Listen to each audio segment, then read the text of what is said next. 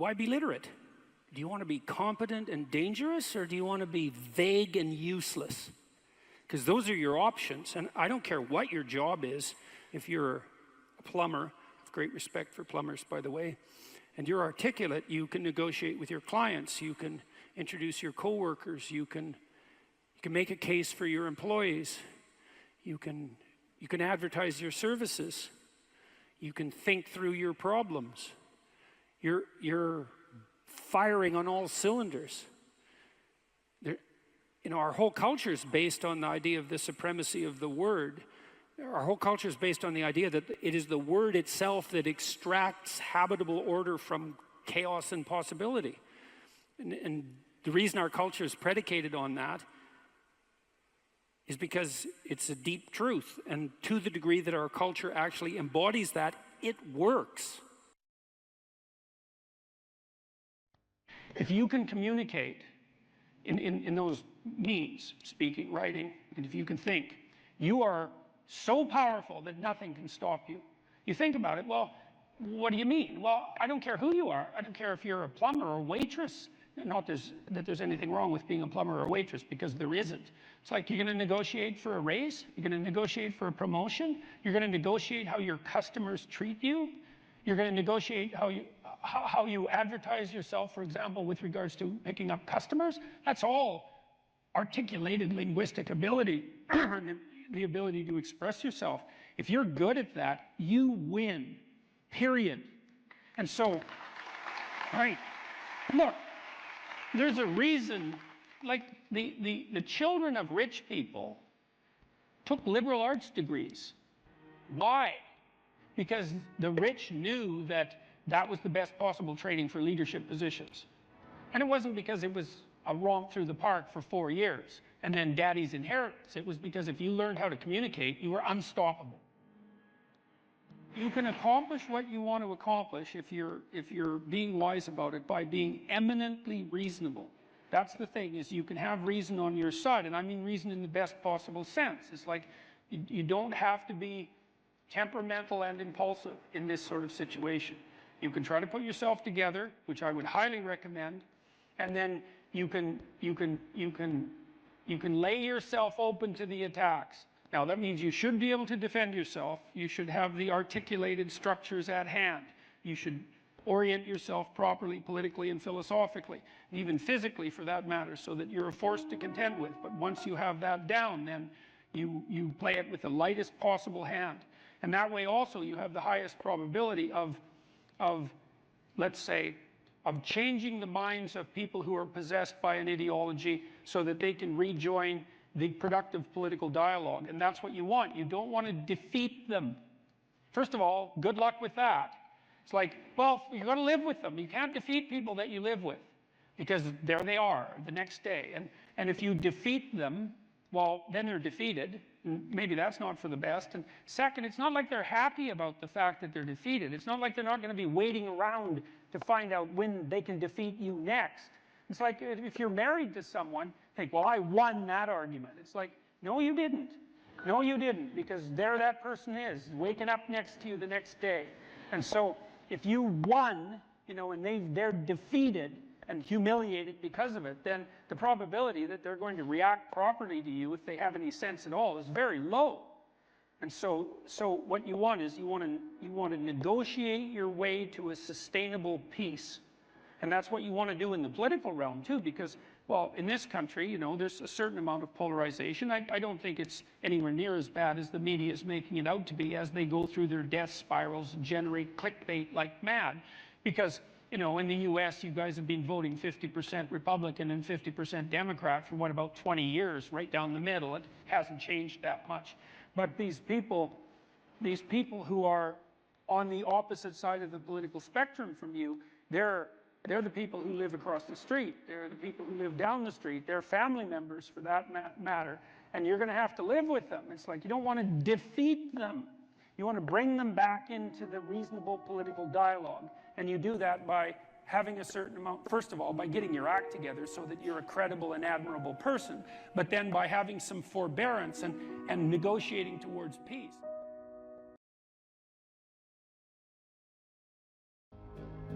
You said that a harmless man is not a good man. A good man is a very dangerous man who has that under voluntary control. How should people become more dangerous? Oh, becoming more articulate is definitely, I would say, that's the primary array of weapons. So, I mean, physical prowess is something, and it's not nothing, that physical confidence that comes along with that as well. But the same thing replicated at the level of the ability to communicate and to think, that's way broader field of battle and opportunity. So this is one thing that isn't taught well, especially to boys. It's more important to teach it to boys, I would say, because they're more skeptical of the educational enterprise in general, generally speaking, partly because they're less obedient, partly because they're less agreeable. That's particularly true for disagreeable boys. And agreeable boys get higher grades independent of their IQ and their academic achievement, because they're easier to deal with. So what do you tell disagreeable boys? There's nothing that makes you more formidable than verbal competence, than being able to articulate, be able to think, to marshal your arguments, right?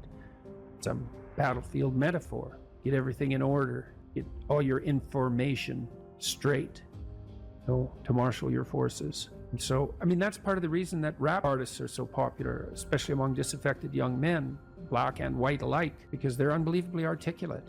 They have this incredible verbal prowess. It's unbelievably attractive. And it's associated with genuine artistic and redemptive activity, often focusing on something that's approximately the voice of the underclass, let's say, but a powerful voice, right? And it's interesting to see how many young white guys identify with that. Was it Aldous Huxley that wrote Doors of Perception? Yeah. Yeah, so this is kind of an equivalent of that, right? That you have a experience which many people struggle to articulate. You take the best of us, the one that has the most precise, most articulate, erudite language. You drop them in and you say, okay, show us what you've learned.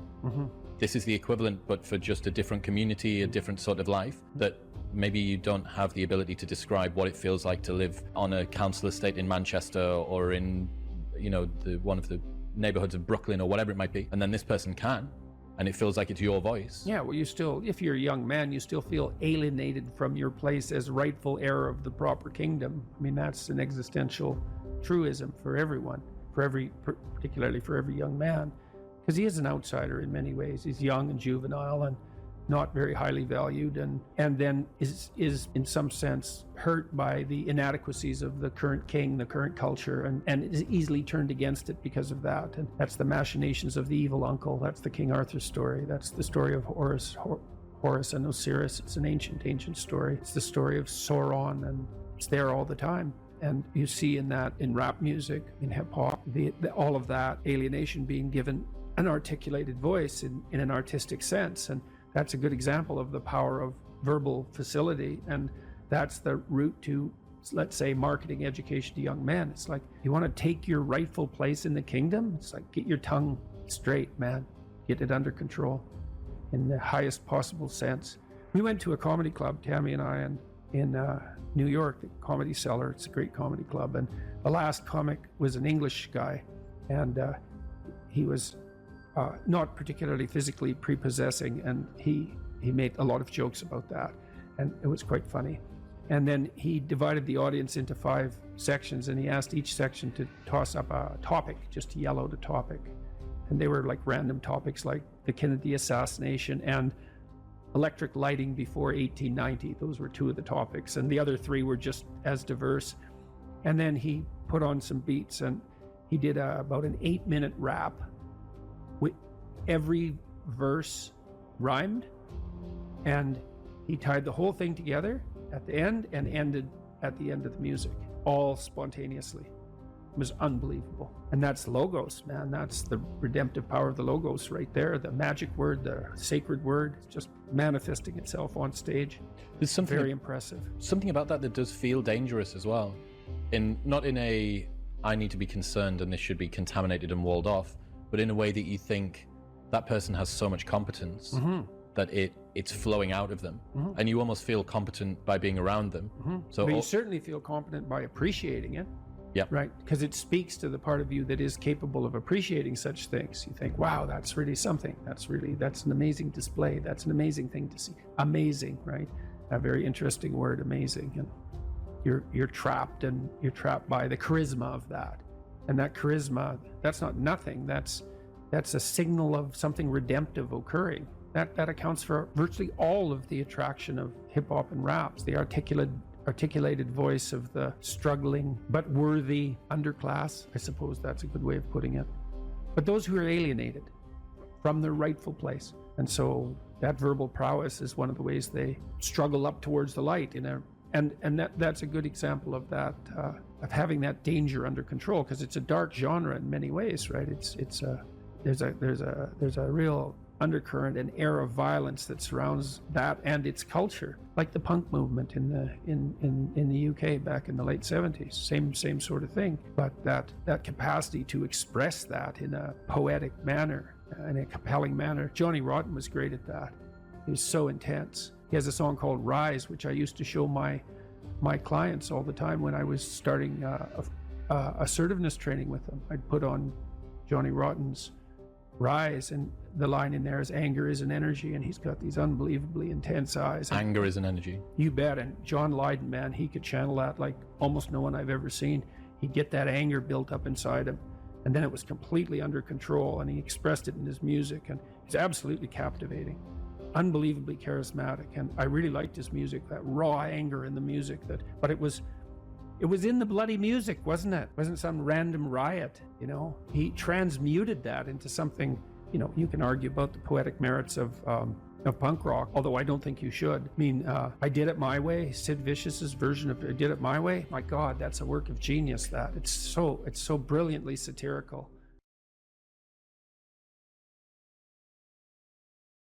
So I'd be interested in hearing some more impressions, if you'd be kind enough to deliver some of them. What are your favorites?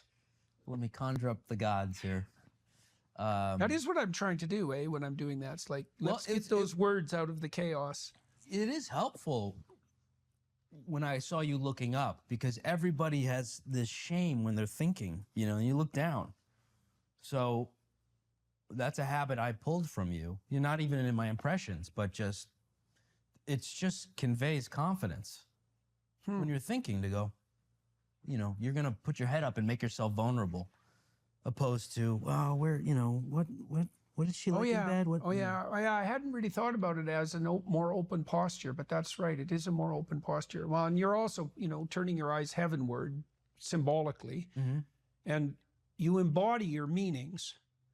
That's the deepest sense of meaning, is what's embodied, right? What you're actually acting out.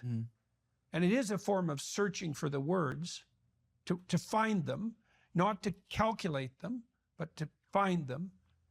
That's how Moses crossed the Red Sea, you know, by looking for a firm foundation in the chaos. We all know that. Yeah. Well, that's a good thing to know, you know, because you'll find some chaos, and you need to know how to get through it. And you look for a firm foundation, and you can feel your words, and they can be solid, and then you're okay, or as okay as you can be. And so, you know, okay, so... Or as Donald Trump says, Rosie O'Donnell, what a fat pig, right? What a fat pig. Did you see his video about him talking about Ozempic? No. Oh, my God. No. Oh, this will cure any depression. I would say get rid of those Xanax and go watch. It just surfaced. I was in bed sick the other day, and I just cried laughing. He's talking about a friend of his who's on Ozempic. And he's like, you know, I have this friend, he's a billionaire, right? And he takes the fat shot drug, right? The fat shot drug. And he's in London. He says, it costs $12. I'm here getting the fat drug, the fat shot, and it costs $1,300 in the US. And he's calling Ozempic the fat shot. And I just thought, that's the funniest thing I've ever heard in my life. He's very underestimated as a comedian. He's starting to get the credit, I think. I think he is. He's very funny in a Bill Burr sort of way. Bill Burr was particularly funny. Right. When he was a little funnier, right? Now he's talking about Black Lives Matter, right? You know, these white guys, these Jordan Petersons, right? These pseudo-intellects, right? On a Monday doing the podcast. Now he's brutal, right? He's always getting gum off his fingers, right? What is he doing? What is he, tickling a child? No, it's brutal. It's brutal. No, I used to love Bill. Yeah. That was one of the first I did. Bill Burr. That was good. That was good. Well, you know that. I did a Bill Burr master class. I did the whole prosthetic bald thing, and it was him teaching young comedians how to do comedy, and he just would lose his cool, you know, and just grab the microphone from him. So I booked a studio like this. You know, that was one of the blessings of, I guess, not getting an agent and all that stuff, was I had to just make my own stuff. Yeah, you had more freedom. Yeah, so that was one of the first, was the Bill Burr teaching kids. Show me some more. Oh God. What else do I do? All right, this is Owen Wilson. You know Owen Wilson? Owen Wilson, if he was a dog. Okay.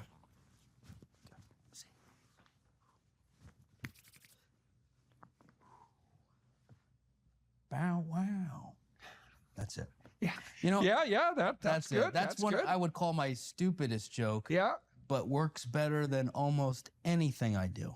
And I think it works because, well, it's certainly not too long. It's very they say brevity is the soul of wit, right? But that you had the mannerisms and you got the voice dead on. Sure. So it's worth the apprehension, and it pays off, even though it's a very small dose. And it's what I grew up on. I think I definitely turned very bitter from all the stuff happening in the world and stuff. You know, I'm sure I've seen you go through ebbs and flows of being softer, and interviews where I could tell you're, you know, a little more hard.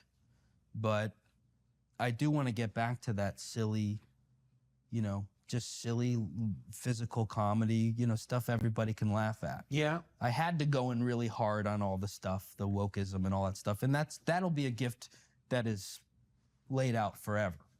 It's nice to be able to do things with a sense of play. Yeah. That's the optimal state, if you can manage that. That's also, even with serious things. That's hard.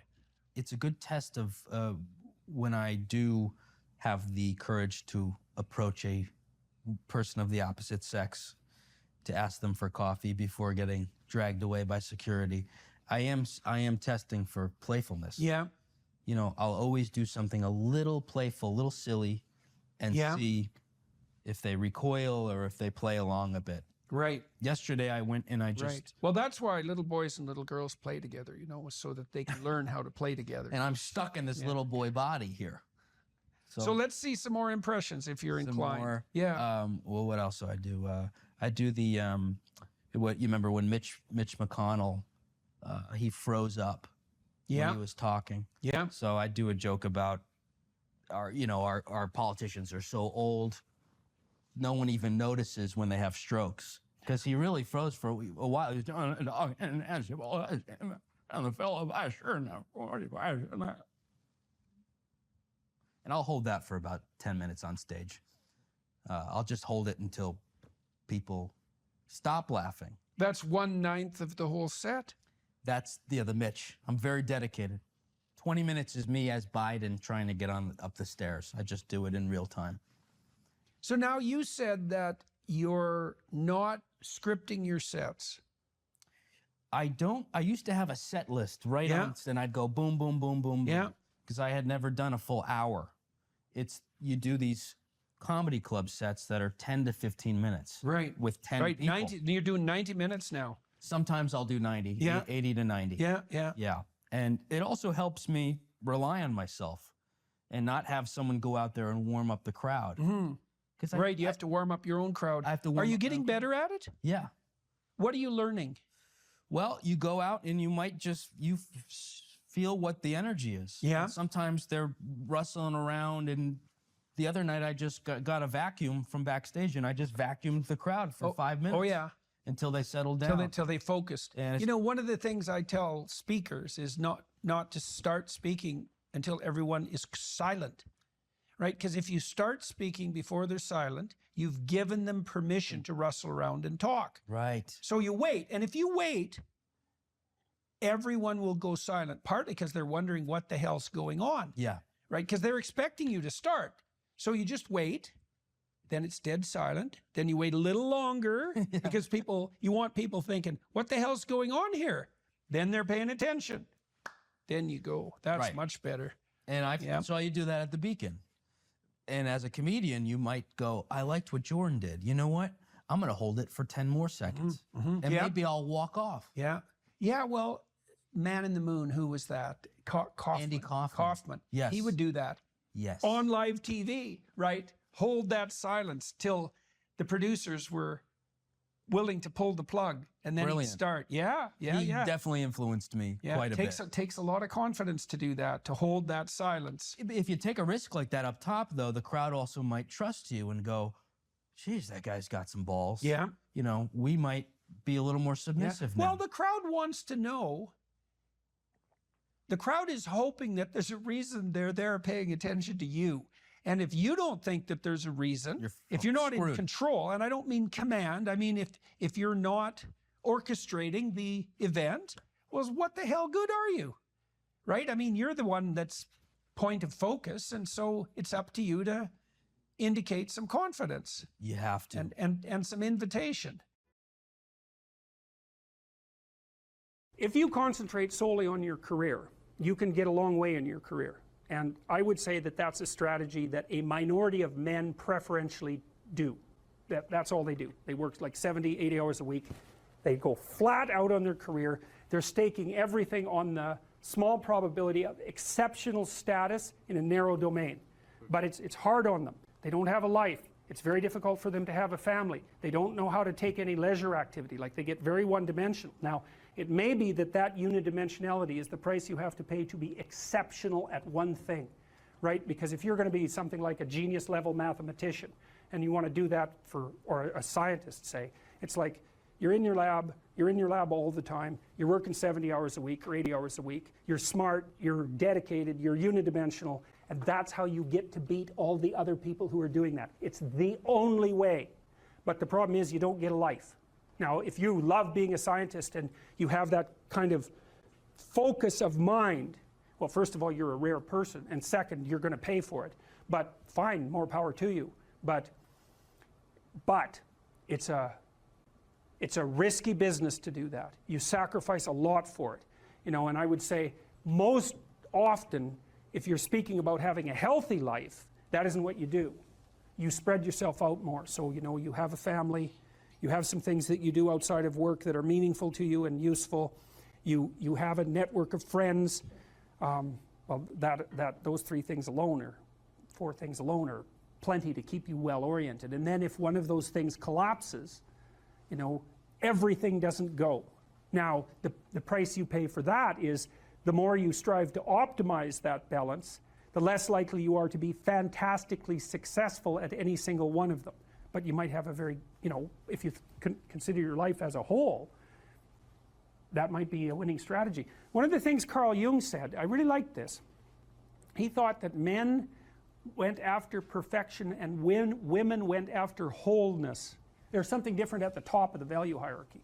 So perfection would be stake it all on one thing and look for radical success. Not that all men do that, because they don't, but we're talking about extremes. At least with regards to the men that do that. The wholeness idea is more like, well, it's like I want one thing in my life to be 150%, or I want 5 things in my life to be 80%. Well, there's a lot more richness in a life where you have 5 things operating at 80%, but you're not operating at any of them at 150%. So, and I really believe this because I've watched men and women go through their careers now for a long period of time. And one of the things that, there's lots of things that produce this.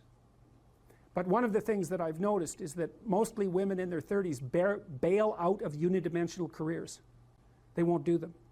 They won't put in the 80 hours a week that they would have to put in order to dominate that particular area. And it isn't, the reason that they won't do it is because they decide it's not worth it. And no wonder, because why would that be worth it? You have to ask yourself that.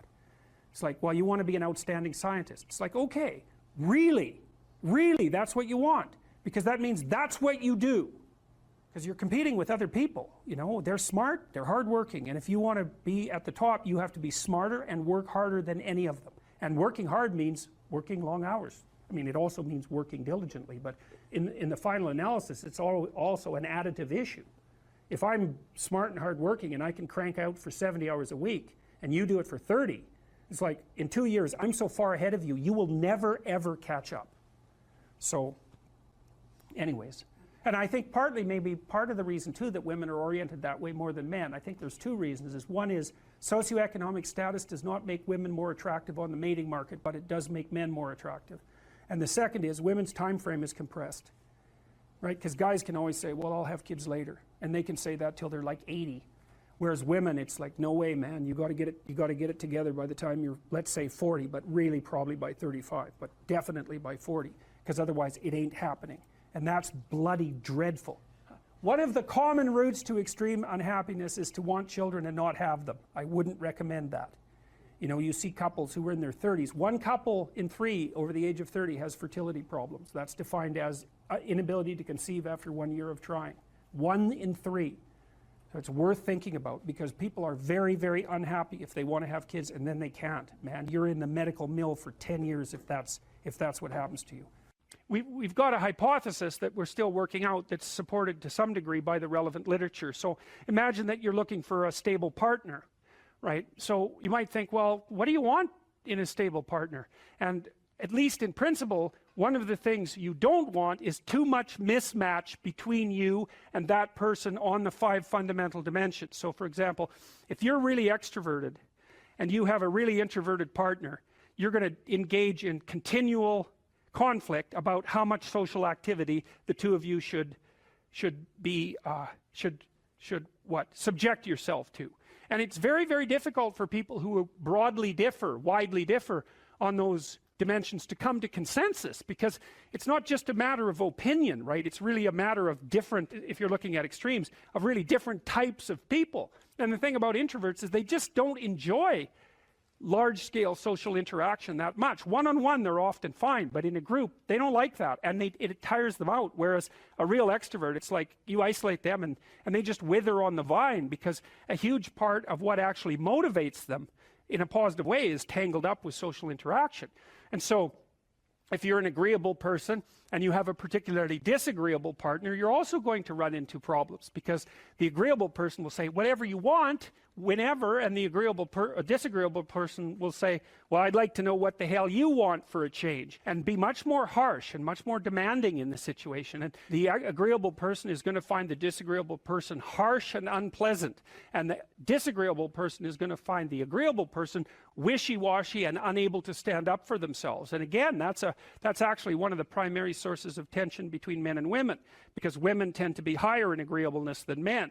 It's about half a standard deviation, which is quite a large difference by psychological standards. And so what that means, I probably haven't got the statistic quite right. If you have a group of men and women and you pick out random pairs, the woman is going to be more agreeable than the man 60% of the time. So that's not an overwhelming proportion, but it's reliable, and it's quite large by psychological standards. So there's the problem with agreeableness. With conscientiousness, well, if you're conscientious, you're industrious and orderly. And orderly people seem to be sensitive to disgust, which is something we'll talk about in detail later. We've had a hard time specifying exactly what makes industrious people industrious, because it's hard to come up with an animal model for that sort of thing, and there's no theoretical model. But our latest idea is that, it's not my idea, it's actually the idea of my graduate student, Christine Brophy, is that industrious people find it unpleasant and unsettling to not be doing something. So it isn't so much that there's a difference between attention and thinking. Let me give you an example. So thinking seems to be instrumental, mostly. People also often say to me, well, what's your strategy when you go into an interview? And the answer is, well, I don't have a strategy when I go into an interview, because I'm there to have a conversation. And I'm not sure where the conversation will go, and I'm willing to let it go wherever it goes. I'm not there to sell books, although I'm perfectly happy if more books sell, because obviously I wrote a book and I want people to read it, and there's a whole enterprise behind it, and so it's also my responsibility to do the marketing properly. But I'm not going to do these interviews to sell books or to promote myself, or I don't have a strategic goal in mind, except that I'm going to have a conversation and I'm going to say what I think and take the consequences, because I assume that if I say something and I believe it's true, then the consequences are as positive as they can be, regardless of how they look at the time. And that's an issue of faith, because I believe that the habitable order is generated by spoken truth. I believe that. I think that's the truest thing I know. And so I go into the interview, and I did this in my clinical practice, and I try to do this when I'm talking to people too, is that I'm not thinking about where the conversation is going or what point I want to make or what I want the outcome to be. Any of that, I just let that go. You know, it's within this broader framework of assuming that the truth is the most effective means of progressing. And then I pay attention. And what happens when you pay attention is that while you're watching a person, this is a great treatment for social anxiety, by the way, because if you're socially anxious, you tend not to pay attention to the person. Pay attention to who you're talking to. Watch them like a hawk, like not paranoid or anything like that, and not too intently because you make them uncomfortable, but intently. Pay attention to what they're saying, to how they look, to their facial gestures, all of that. Look at their face and watch and listen and try to understand what they're saying. And what you'll see is that, well, questions pop into your minds like, well, I didn't understand what you said. Can you clarify that? And sounds like you mean this. Is this what you mean? But not in a, I'll put you on the spot because I think you're wrong sort of way, but in a clarification sort of way. And all of that's attention. And so when I'm doing clinical work with people, and this is the reason I quit, by the way, about a year ago, is because I was starting to get distracted. I had a rule, which was, you have an hour with me and I do nothing but pay attention to you. I'm not thinking about what I want to accomplish. I'm not thinking about the problems in my life. I'm not distracted. And I listen to you and I ask questions when I don't understand. And if a thought occurs to me while I'm paying attention to you, then I'll tell you what it is. You see, and that's using awareness primarily and thinking secondarily. Like, I don't think, well, here's how I want to cure this person and I'm going to maneuver them into certain responses by using these communicative tools. I think I'm going to pay attention to this person. We're going to discuss where we're going and why. I'm going to listen to what they say. And then when they're talking, things are going to occur within me. I'm going to see images and thoughts are going to emerge from the background, and then I'll share them. Not always, because I usually have more thoughts than can be shared, but if a thought comes up and it seems like an interesting reaction to what the person just said, then I'll just tell them, and sort of without commitment to it. And it's usually, okay, you just said this, and so this question emerged, so we need to straighten that out because I'm confused. Or you said this and I had this image, or you said this and this thought came to mind. So that's one person's reaction to the way that you're conducting yourself at the moment. So thinking is instrumental. I outlined this in, I think it's rule 7, do what is meaningful, not what is expedient. If you do what's expedient, you have a short-term conscious goal in mind and you try to bend everything towards that end. But if you're pursuing what's meaningful, then you just pay attention to what's going on and you react with truth. And I think that's a much better way of living as far as I'm concerned. It's a much more powerful way of living. It means you have to confront things right then and there, which is, I suppose, why so many of my interviews have been, in some sense, confrontational, because people will impose a thinking agenda on the flow of the conversation. This is especially true in the mainstream media. It happened again recently with BBC's Hard Talk. They impose an agenda on the conversation, and then that just doesn't work out very well because I'm paying attention and I will object to the agenda. Not because I have a different agenda, except for what I said, which is that I want to say what I think. I want to say as truthfully as I can what I actually am thinking in this more abstracted and detached sense, and see what happens. So it's a hard thing to clarify because you might say, well, Dr. Peterson, you just said you want to say what you're thinking, but it's not exactly the same thing. It's not like I'm thinking strategically. I'm listening, thoughts emerge, and I say them.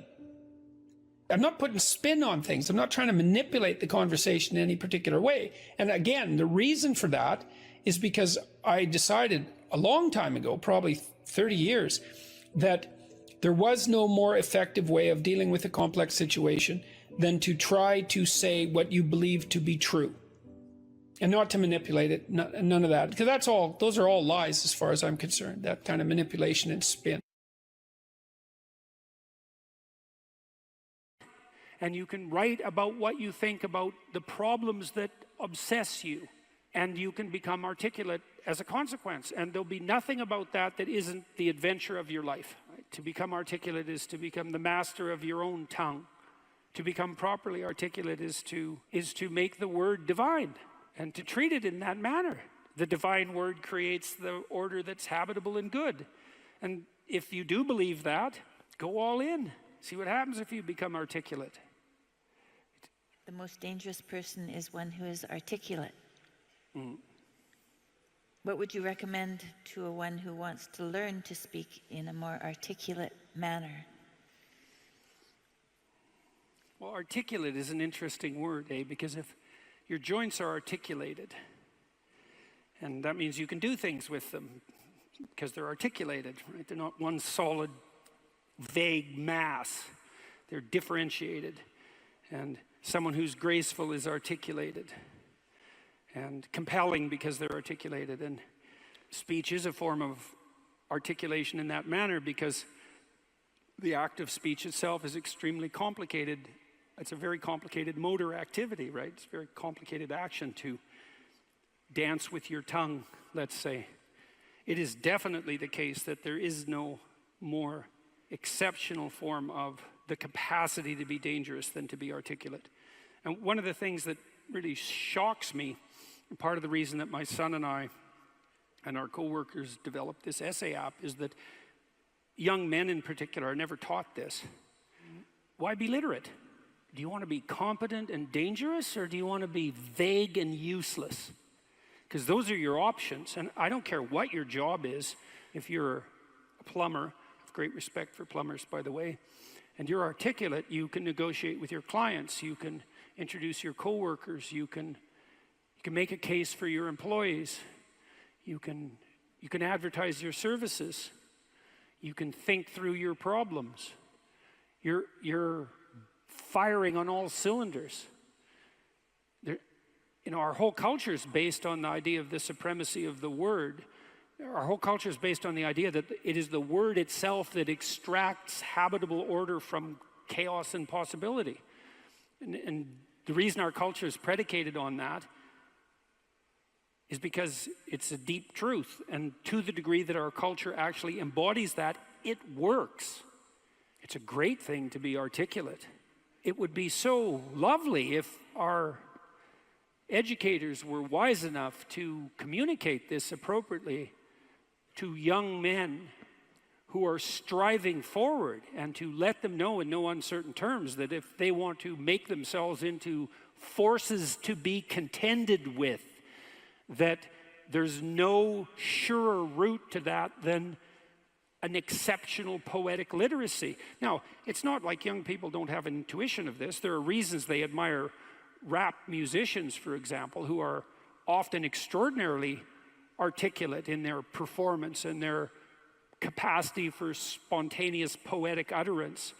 And certainly the greatest people I've met, including great warriors, you might say, are great in no small part because they're articulate. I know a former special services, special operations soldier, Jocko Willink. Some of you might know about Jocko. He's about 4 feet wide and about 3 feet thick, and he's one tough son of a bitch.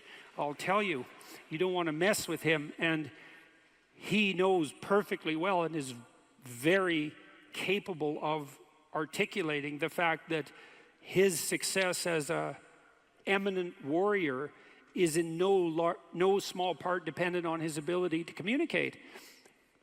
Because he could communicate well, he could listen to the men who were under his command.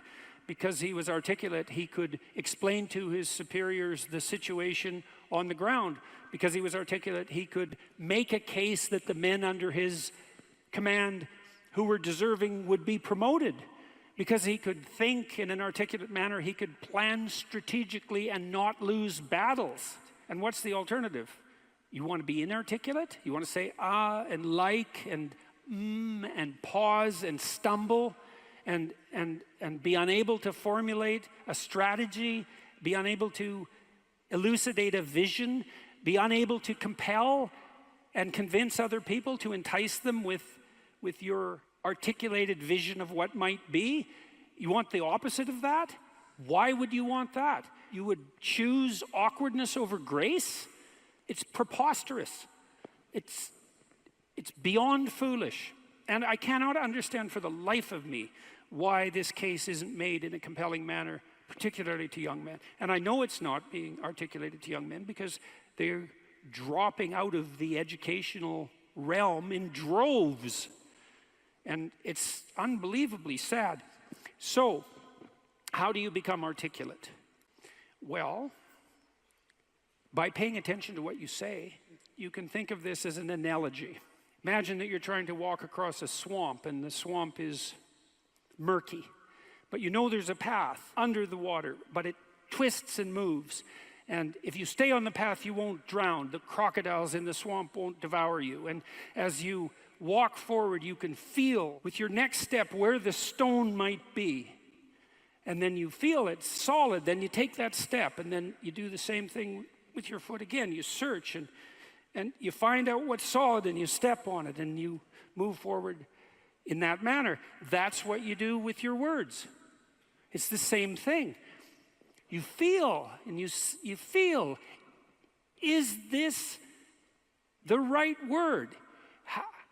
Is the fact that I'm uttering it putting me together and making me intact and stronger, or is it tearing me apart and making me dissolute and weak? And you can learn to do that. I learned this in part from reading Carl Rogers, who's a great clinician, and Rogers believed that the integration of language and action was a necessary precondition for operation as an effective clinician, that you had to align what you said with who you were, and that one of the things that your clients would be evaluating you for was that capability. And you might say that someone with that capability manifests themselves as genuine and trustworthy. And more than that, I would say also as compelling and interesting, although that can be gamed. You feel your way. I noticed 40 years ago when I started thinking these things through that much of what I said actually made me feel weak. I didn't know why exactly, but sometimes some of the things I said didn't have that effect. They weren't accompanied by a sense of shame, let's say. They weren't accompanied with a sense of vulnerability. They were solid. And at the beginning, that was probably only about 5% of what I said. The rest of it was instrumental. You know, it was language I was using to get my way in the manner that Tammy described when she introduced me tonight. There was an arrogance in my use of language that had to do with the desire to attain proximal victories, right? To appear smart, let's say, to win an argument, something like that. A very different idea than merely feeling my way along to see what word was appropriate for what moment. But you can learn to do that. And you can listen to yourself, and you can stop humming and hawing and using like and you know and fillers. And you can take the time necessary to craft your words carefully. And you can practice merely saying what you believe to be true. And you can read. And you can read great writers. And you can write. And you can write about what you think about the problems that obsess you. And you can become articulate as a consequence. And there'll be nothing about that that isn't the adventure of your life. And so it's a moral endeavor in some real sense. Right? To become articulate is to become the master of your own tongue. And to become properly articulate is to make the word divine. And to treat it in that manner. And to decide whether or not you believe that it is the case that the divine word creates the order that's habitable and good. And if you do believe that, well, go all in. See what happens. See what happens if you become articulate. I'll give you one more small example. Tammy touched on this in the introduction too. She said she'd learned to pause. You can pause. It's a prayerful pause in some sense. When you're in a discussion with someone, you can ask yourself, they might present you with a question or a conundrum or a proposition, and instead of responding with what you know to be right, so to speak, you could just ask yourself, what do I actually think about that? But it has to be a real question. It has to be the kind of question that you'd pose to someone you didn't know. It has to be a question predicated on the idea that you might not know who you are and that you could ask. And so someone will present you with a question, you think, okay, what do I think about that? But you have to want to know the answer, and then the answer will make itself known, because that's how thought works, and then you can just communicate that answer. And if you do that, you'll be interesting right away. You'll be interesting to the person that you're talking to. And if they do that to you, they'll be interesting too. And then if you both do that, you'll have an interesting conversation. And if you have an interesting conversation, you'll both grow as a consequence. And that's actually the pathway to growth. And you just wait. You can wait. You can open yourself up to the possibility that what needs to be said will make itself manifest, if that's what you are striving for, if that's what you're asking for. And then you can merely communicate that. You have to abandon instrumentality to do that. So one of the reasons Joe Rogan is so successful, by the way, he just asks questions. He isn't trying to get something from his guests. He's not trying to become more famous. He doesn't need any more money. There's no instrumental utilization of language in his discourse. He's just a humble lunkhead, you know, in the most profound sense, who would like to know more than he knows, and who asks all the stupid questions he can think up. And it turns out that he's actually very, very smart and very well educated now, after talking to hundreds and hundreds of people and listening. And so the stupid questions he asks aren't stupid, and they're questions that are shared by virtually everyone who's listening. And he takes his listeners along on this process of exploratory endeavor, and it's the pathway to success. And the same thing can be true of your life. The pathway to success is much,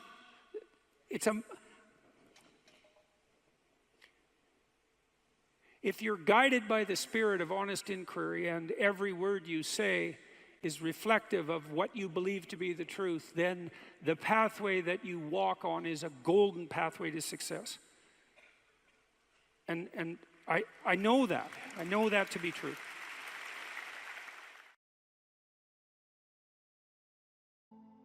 Any advice for students here? Yeah, read great books. Really, man. You've got this 4-year period that has been carved out of your lives by society. It's given you an identity, like a high-quality identity, and freedom at the same time. And you're not going to get that again in your life. You've got a respectable identity, university student, and complete freedom associated with that, or as near as you're ever going to get. And you've got these unbelievable libraries that are full of the writings of people who are intelligent and articulate beyond comprehension. And you know. And you can go there and you can learn all this. And you might think, well, why should you learn it? Well, you learn it to get a job, or you learn it to get good grades, or you learn it to get a degree. And that's all nonsense. It's nonsense. The reason that you come to university to be educated is because there is nothing more powerful than someone who is articulate and who can think and speak. It's power. And I mean power of the best sort. It's authority and influence and respectability and competence. And so you come to university to craft your highest skill. And your highest skill is to be found in articulated speech. And if you're a master at formulating your arguments, you win everything. And better than that, when you win everything, everyone around you wins too.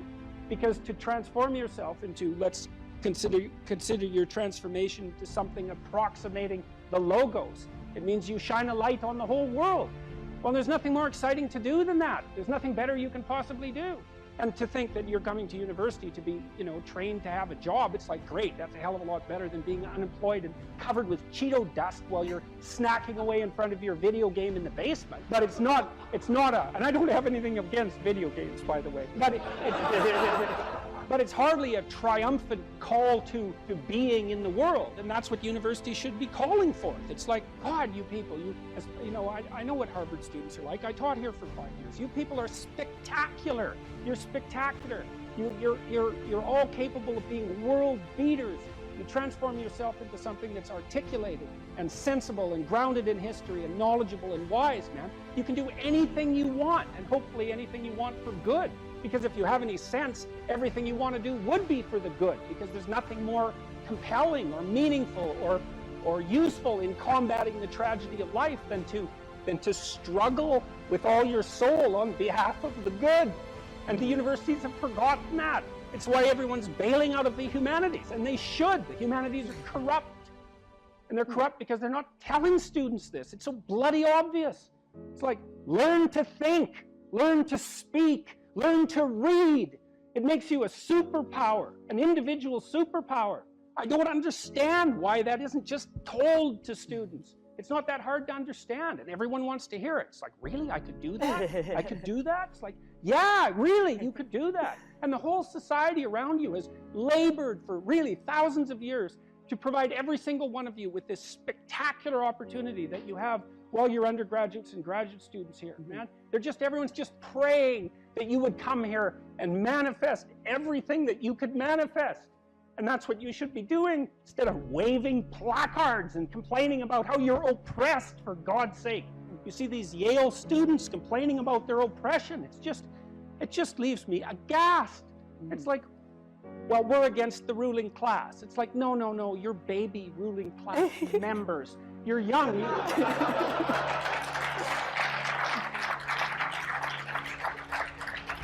The only reason you're not rich is because you're young. You know, that's the best. Really, if you look at the 1% even, the dreaded 1%, you know, most of those people are old. Why? Well, when you progress through life, if you're reasonably successful, you trade in your promising youth for your wealthy old age, but you're still bloody old. Would you trade it? Would you trade your youth for that? Like, if you factor age out of the economic equation, things look a lot different. Well, of course older people have more money. If they have any sense, they've been collecting it for their whole life. Is that somehow unfair?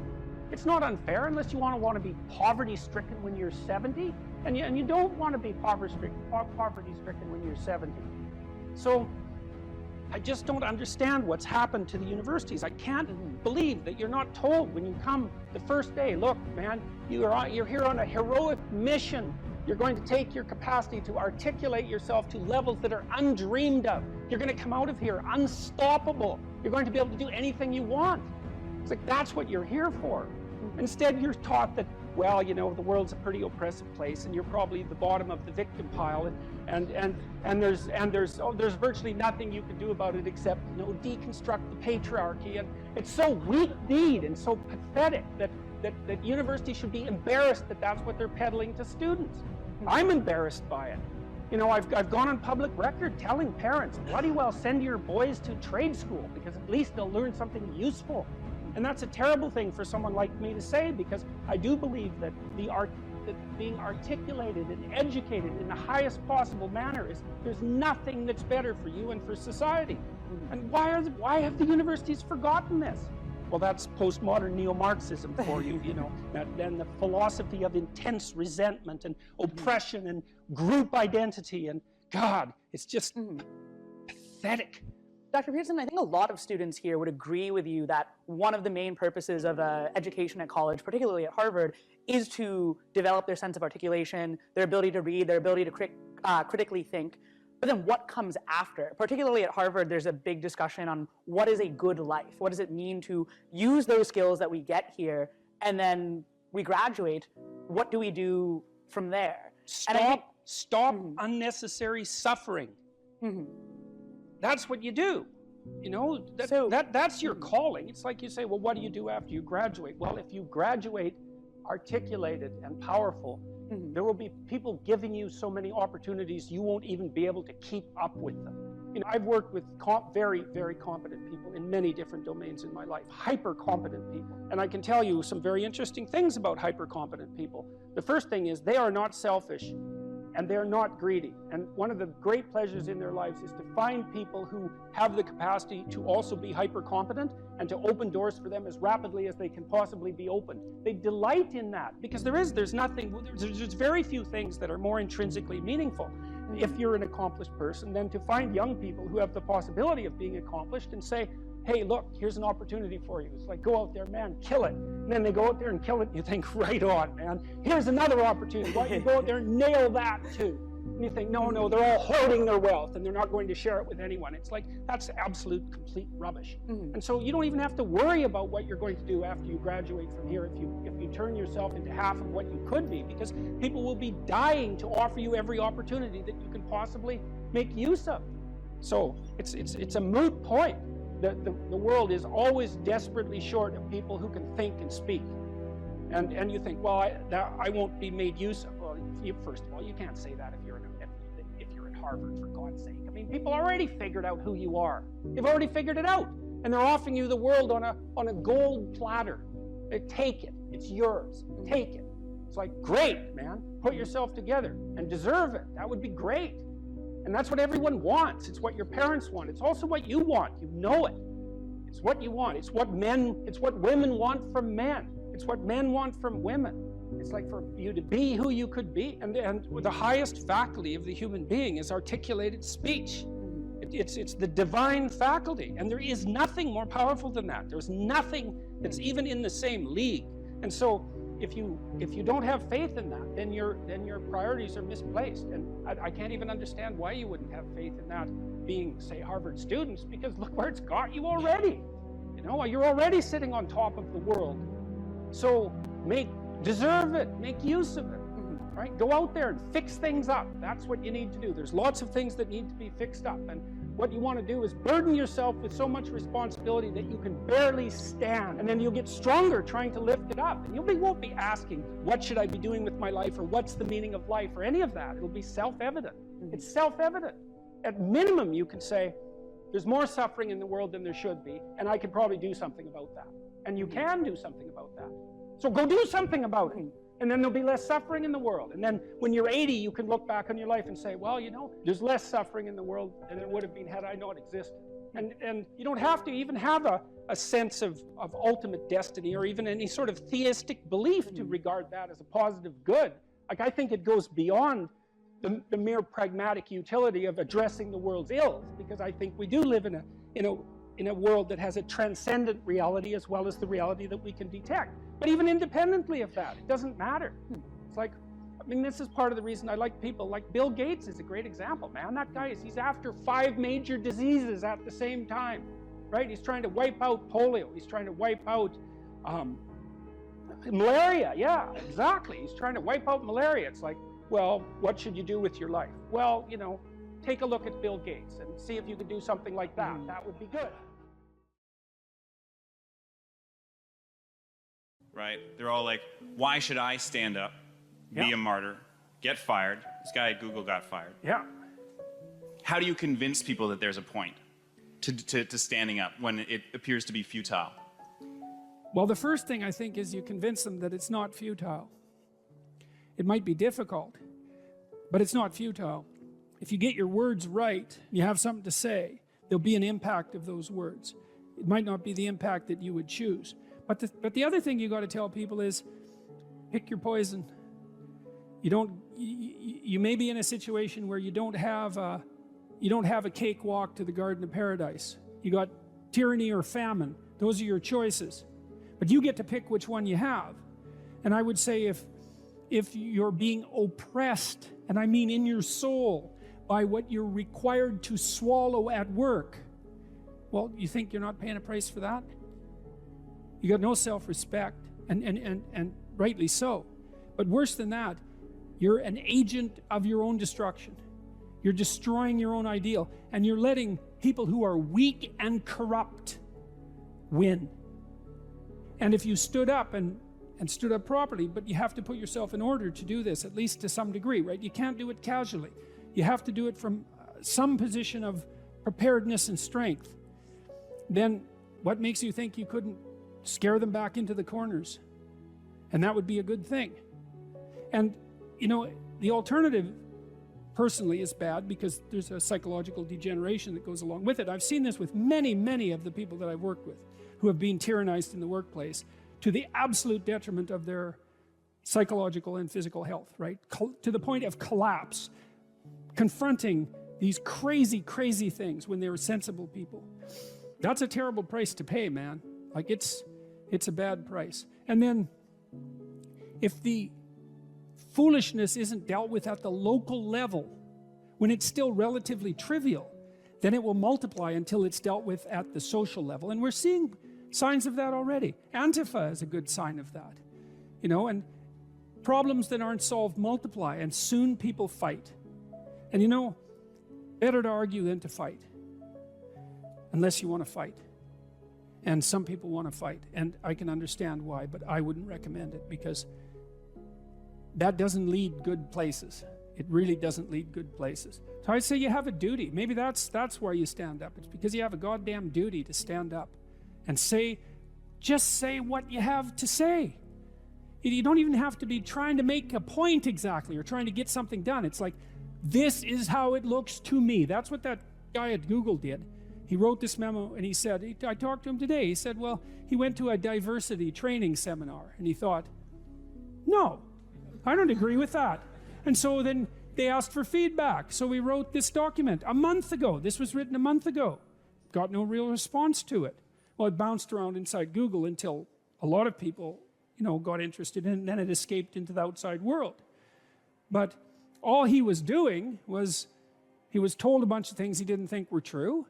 He wrote down a bunch of things he thought were probably true. He launched that out and said, well, I think these things are probably true. It's like, well, probably they're true. Well, so he paid a price for it, but maybe we'll see what sort of price he paid for it. Man, he's going to be a lot tougher in 2 years than he was 2 years ago. You know, like I reviewed this guy's document. I did that yesterday. And everything he said was validated by the scientific literature. So what has happened is that someone has been fired publicly by a major corporation for stating well-grounded scientific truths. Right. They're exactly the sorts of things that I say in my classes, for example, and the reason that I say them is because I read the literature. It's not because I'm personally happy about the facts. I think IQ research particularly is so dismal that you can't possibly read it without being seriously disheartened. If I could reconstruct the world so that the IQ research wasn't true, well, it'd sure be tempting, you know? But that's not how science works. Science doesn't tell you what you want to hear. It just tells you the way it bloody well is. And he got pilloried for revealing a good fraction of current scientific knowledge about gender differences. Okay, that's not good. And as you said, that's a big company and it controls our communication. So how about we do what we can to ensure that these large communication companies don't get to impose a factually false ideological structure on the rest of the planet. Well, you can think about supporting this guy who blew the whistle. There's a fundraiser for him online. He could use some money. He wants to sue Google. Yeah. You know, maybe we could let them know that hiring a human resources director who's also concerned with equity is probably not a good idea for a capitalist company. Why in the world would you hire your own enemies? I don't understand that. So, well, we'll see how the dialogue continues. But back to the personal, like, you need to say what you think because that's where you come from, right? And if you don't say what you think, then you kill your unborn self. That's what you do. That's what Cain did when he killed Abel. And that's why his punishment was unbearable. You know, you have things in you that are struggling to come to the light. That's the truth you need to utter, and you need to utter that truth because without that truth, you cannot live in the world. Because the world's real, and you need truth to live in the world. And if you stifle your truth, well, how can that be anything but something that brings about hell? How could it be any other way? So you think, well, why should you speak up? That's easy, because the consequences of not speaking up, although delayed, are far worse. That's the reason. That's the reason. If it can't be courage, it could at least be prudence.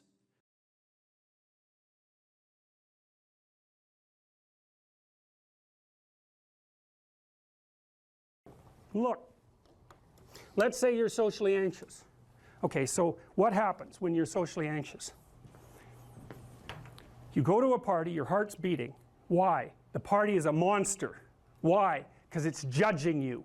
and it's judging you, it's putting you low down the dominance hierarchy, because that's what a negative judgment is, and that interferes with your sexual success, and that means that you're being harshly evaluated by nature itself, right? So you are confronting the dragon of chaos when you go into the social situation. And so what do? You're like this, right? You hunch over, and that's low dominance. I'm no threat. It's like, well, that's not going to get you very far, you know, but that's a logical thing to do in the face of a tyrant. So I'm no threat. You know, you look at the king and you're dead. I'm no threat. I'm hunched over. And then what's happening internally? What are people thinking about me? What are people thinking about me? Am I looking stupid? Am I looking foolish? Geez, I'm awkward. I hate being here. Man, I'm sweating too much. It's all internalized, right? It's all self-focused. The eye isn't working. What do you tell people? Don't stop thinking about yourself, because you can't. It's like, don't think of a white elephant. White elephant, white elephant, white elephant. You can't tell someone to stop thinking about something because they get caught in a loop. What you do with socially anxious people is you say, look at other people. Look at them, right? Why? Because if you look at them, you can tell what they're thinking. And then unless you're terribly socialized, and some people are. Some people have no social skills, and so the reason they can't go to a party is because they don't even know how to introduce themselves. Like no one ever taught them how to behave. And so they're really good candidates for behavior therapy, because you walk them through the process of how you actually manifest the procedures that are associated with social acceptability. But most people aren't like that. They have the ability. So if they're really introverted and high in neuroticism, they can usually talk quite well to someone one-on-one. Why? Because they look at them. Well, if I look at you, it's another thing to do if you're ever speaking to a group of people. Never speak to the group of people. It doesn't exist. You talk to individuals, and then they reflect for you the entire group, because they're all entrained. So you look at one person, they broadcast to you what everyone's thinking, and you know how to talk to one person. So it's easy. So as soon as you focus on the person, not you, you push your attention outward, use your eye, you push your attention outward, and you start watching. Well, then all your automatic mechanisms kick in, and you stop being awkward. Because if we're talking, and I'm looking here, I don't know what you're going to do next, and I'm going to put disjunctions into they're like bad chords in the melody of our conversation, and the reason is I'm not paying attention. So that's why the eye is the thing at the top of the pyramid. It's like the thing that enables you to win the set of all possible dominance hierarchies is the eye. Pay attention. Pay attention. That's the critical issue. That's why the Egyptians worshipped Horus. That's why Horus was the thing that rescued Osiris from the depths. It's the capacity to pay attention. What do you pay attention to most? What your right hemisphere signals as anomalous. It attracts your attention. It's like, this isn't going quite right. I'm not looking at that. Wrong. That's what you look at. That's what you look at. What's not going right, because that's the terrible monster that might eat you, but it's also the place you get all the information. So that's why it's useful to have discussions with your enemies, because they will tell you things you do not know. And that's such a great thing, because if you don't know them, well, you're not very smart, are you? You know, there may be a time when you go somewhere that's the thing you need to know. And maybe your enemy will tell you why you're such a fool, you know, and a bunch of other things that aren't true too. But even one thing that's accurate, it's like, yeah, thanks very much, man. Maybe I'll do some work on that, and I won't have to carry that forward. So, and then that's part of the reason, again, why the terrible predator, it's always the terrible predator that has the gold. It's like, it's the person who delivers the message you do not want to hear. So it's rough, but it doesn't matter. Life is rough.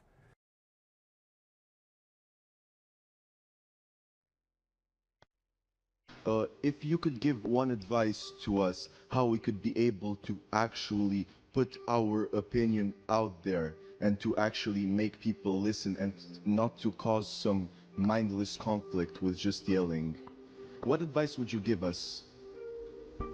Learn to write. I'm dead serious. Like, I'm dead serious about that. Because writing is formalized thinking.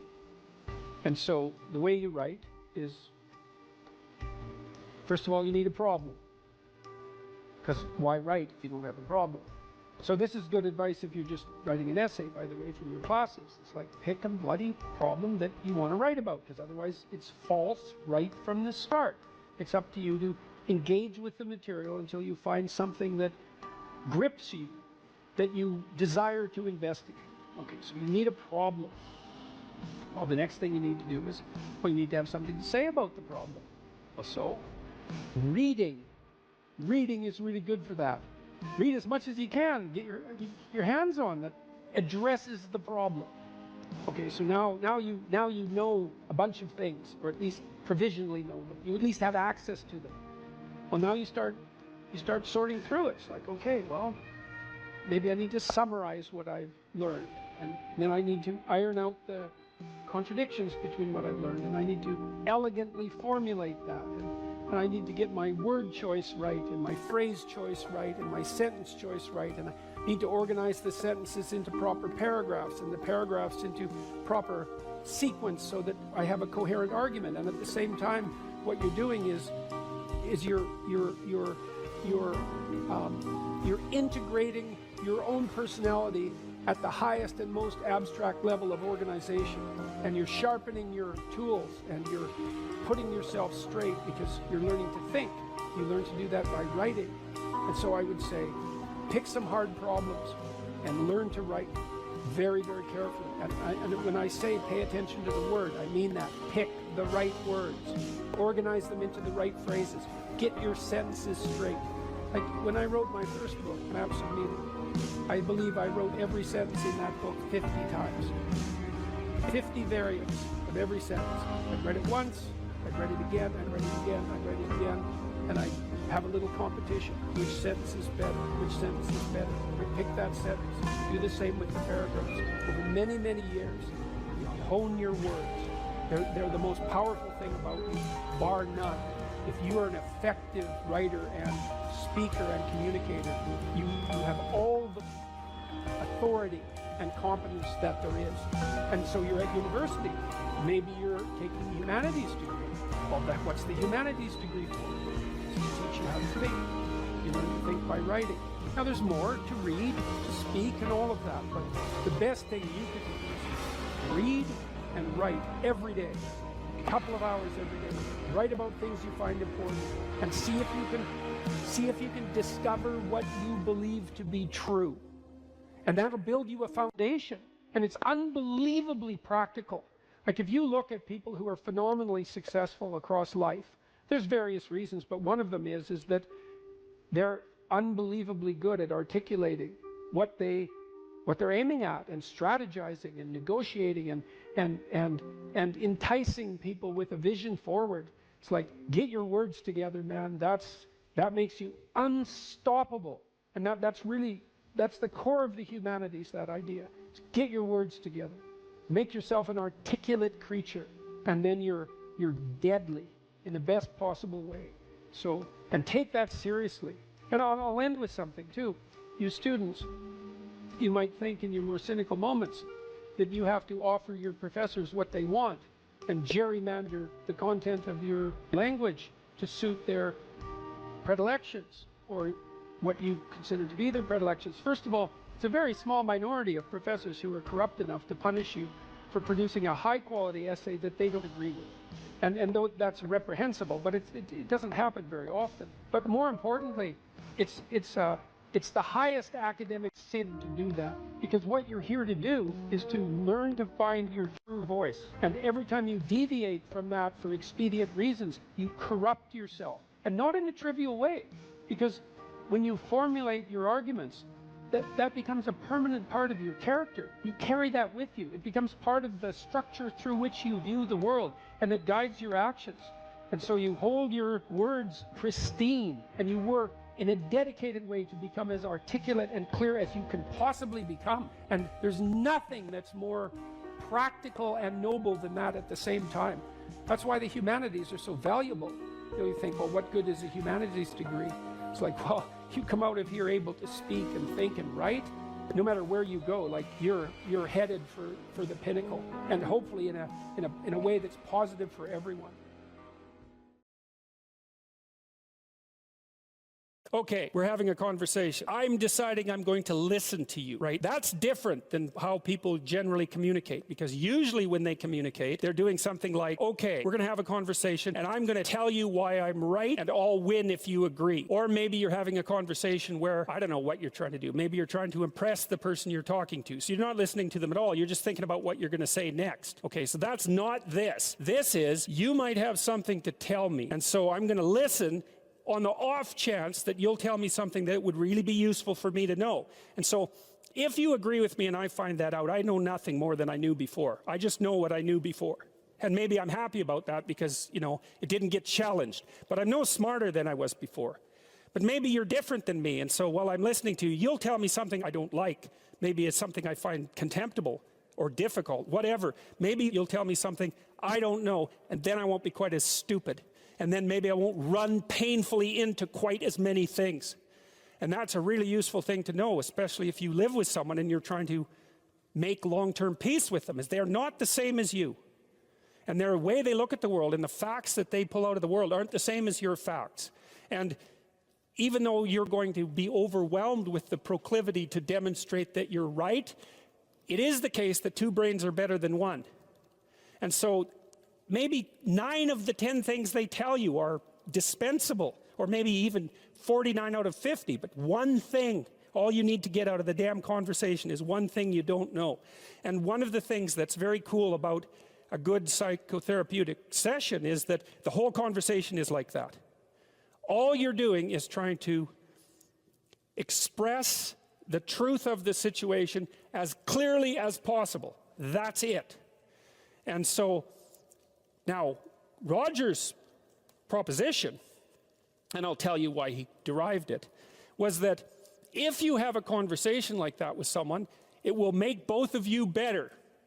It'll make both of you psychologically healthier. So there's an implicit presupposition that the exchange of truth is curative. Well, that's a very cool idea. I mean, it's a very deep idea. It's the idea upon which Western civilization, although not only Western civilization, is actually predicated. The idea that truth produces health. But for Rogers, that was the entire purpose of the Psychotherapeutic Alliance. You come to see me because you want to be better. You don't even know what that means necessarily, neither do I. We're going to figure that out together. But you come and you say, look, things are not acceptable to me, and maybe there's something I could do about that. So that's the minimal precondition to engage in therapy.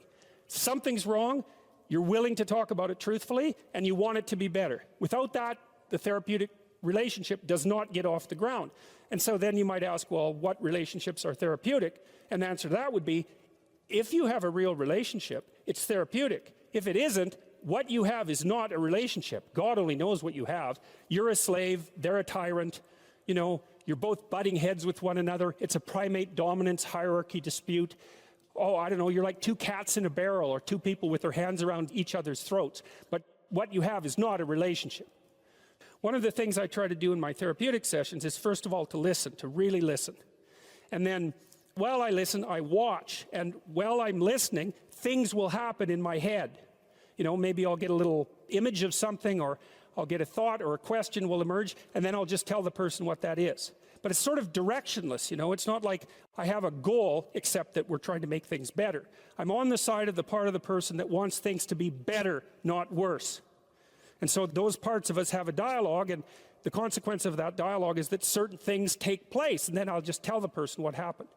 And it isn't that I'm right. That's not the point. The point is that they get to have an hour where someone actually tells them what they think. Here's the impact you're having on me. This is making me angry. This is making me happy. This is really interesting. This reminds me of something that you said an hour ago that I don't quite understand. And the whole point is not for either person to make the proposition or convince the other that their position is correct, but merely to have an exchange of experience about how things are set up. And it's extraordinarily useful for people because it's often difficult for anyone to find anyone to talk to that will actually listen. And so another thing that's really strange about this listening is that if you listen to people, they will tell you the weirdest bloody things so fast you just cannot believe it. So if you're having a conversation with someone and it's dull, it's because you're not listening to them properly, because they're weird. They're like wombats or albatrosses or rhinoceroses or something. Like, they're strange creatures. And so if you were actually communicating with them and they were telling you how weird they really are, it would be anything but boring. And you can ask questions. That's a really good way of listening. But one of Roger's points is, well, you have to be oriented properly in order to listen. And the orientation has to be, look, what I want out of this conversation is that the place we both end up is better than the place we left. That's it. That's what I'm after. And if you're not after that, you got to think, why the hell wouldn't you be after that? What could you possibly be after that would be better than that? You walk away smarter and more well-equipped for the world than you were before you had the conversation, and so does the other person. Well, maybe if you're bitter and resentful and angry and anxious and, you know, generally annoyed at the world, then that isn't what you want. You want the other person to walk away worse, and you too, because you're full of revenge. But, you know, you'll get what you want if you do that. So we know from our research that such empathic understanding with a person, not about him, is such an effective approach that it can bring about major changes in personality. Some of you may be feeling that you listen well to people and that you have never seen such results. The chances are very great that you have not been listening in the manner that I've described. Fortunately, I can suggest a little experiment that you can do to test the quality of your understanding. The next time you get into an argument with your wife or your friend or a small group of friends, stop the discussion for a moment and, for an experiment, institute this rule. Each person can speak up for himself only after he has first restated the ideas and feelings of the previous speaker accurately. What accurately means is they have to agree with your restatement. Now, that's an annoying thing to do, because if someone is talking to you and you disagree with them, the first thing you want to do is take their argument, make the stupidest possible thing out of it that you can. That's the straw man, and then demolish it. It's like, so then you can walk away feeling good about it, and, you know, you dominated them really nicely. But that isn't what you do. You say, okay, well, I'm going to take what you told me, and maybe I'm even going to make your argument stronger than the one you made. That's useful if you're dealing with someone that you have to live with, because maybe they can't bloody well express themselves very well, but they have something to say. So you make their argument strong. All right, then you see what this would mean. It would mean that before presenting your own point of view, it would be necessary for you to really achieve the other speaker's frame of reference, to understand his thoughts and feelings so well that you could summarize them for him.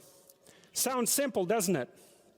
But if you'll try it, you'll find that it's the most difficult thing that you've ever done. If you ask a disagreeable person what he wants, say, or she wants, they'll tell you right away. They know. It's like, this is what I want, and this is how I'm going to get it. But agreeable people, especially if they're really agreeable, are so agreeable that they often don't even know what they want, because they're so accustomed to living for other people and to finding out what other people want and to trying to make them comfortable and so forth, that it's harder for them to find a sense of their own desires as they move through life. And that's not, look, there's situations where that's advantageous, but it's certainly not advantageous if you're going to try to forge yourself a career. That just doesn't work at all. And so, even though on average men and women aren't that much different in terms of their levels of agreeableness by the group, if you go out and you look at the extremes, they're very different. So all of the most agreeable people are women, and all of the most disagreeable people are men. And the thing is, the extremes are often what matter rather than what's in the middle. And so one of the ways that's reflected in society, by the way, is there's way more men in prison. And the best personality predictor of being imprisoned is to be low in agreeableness. It makes you callous.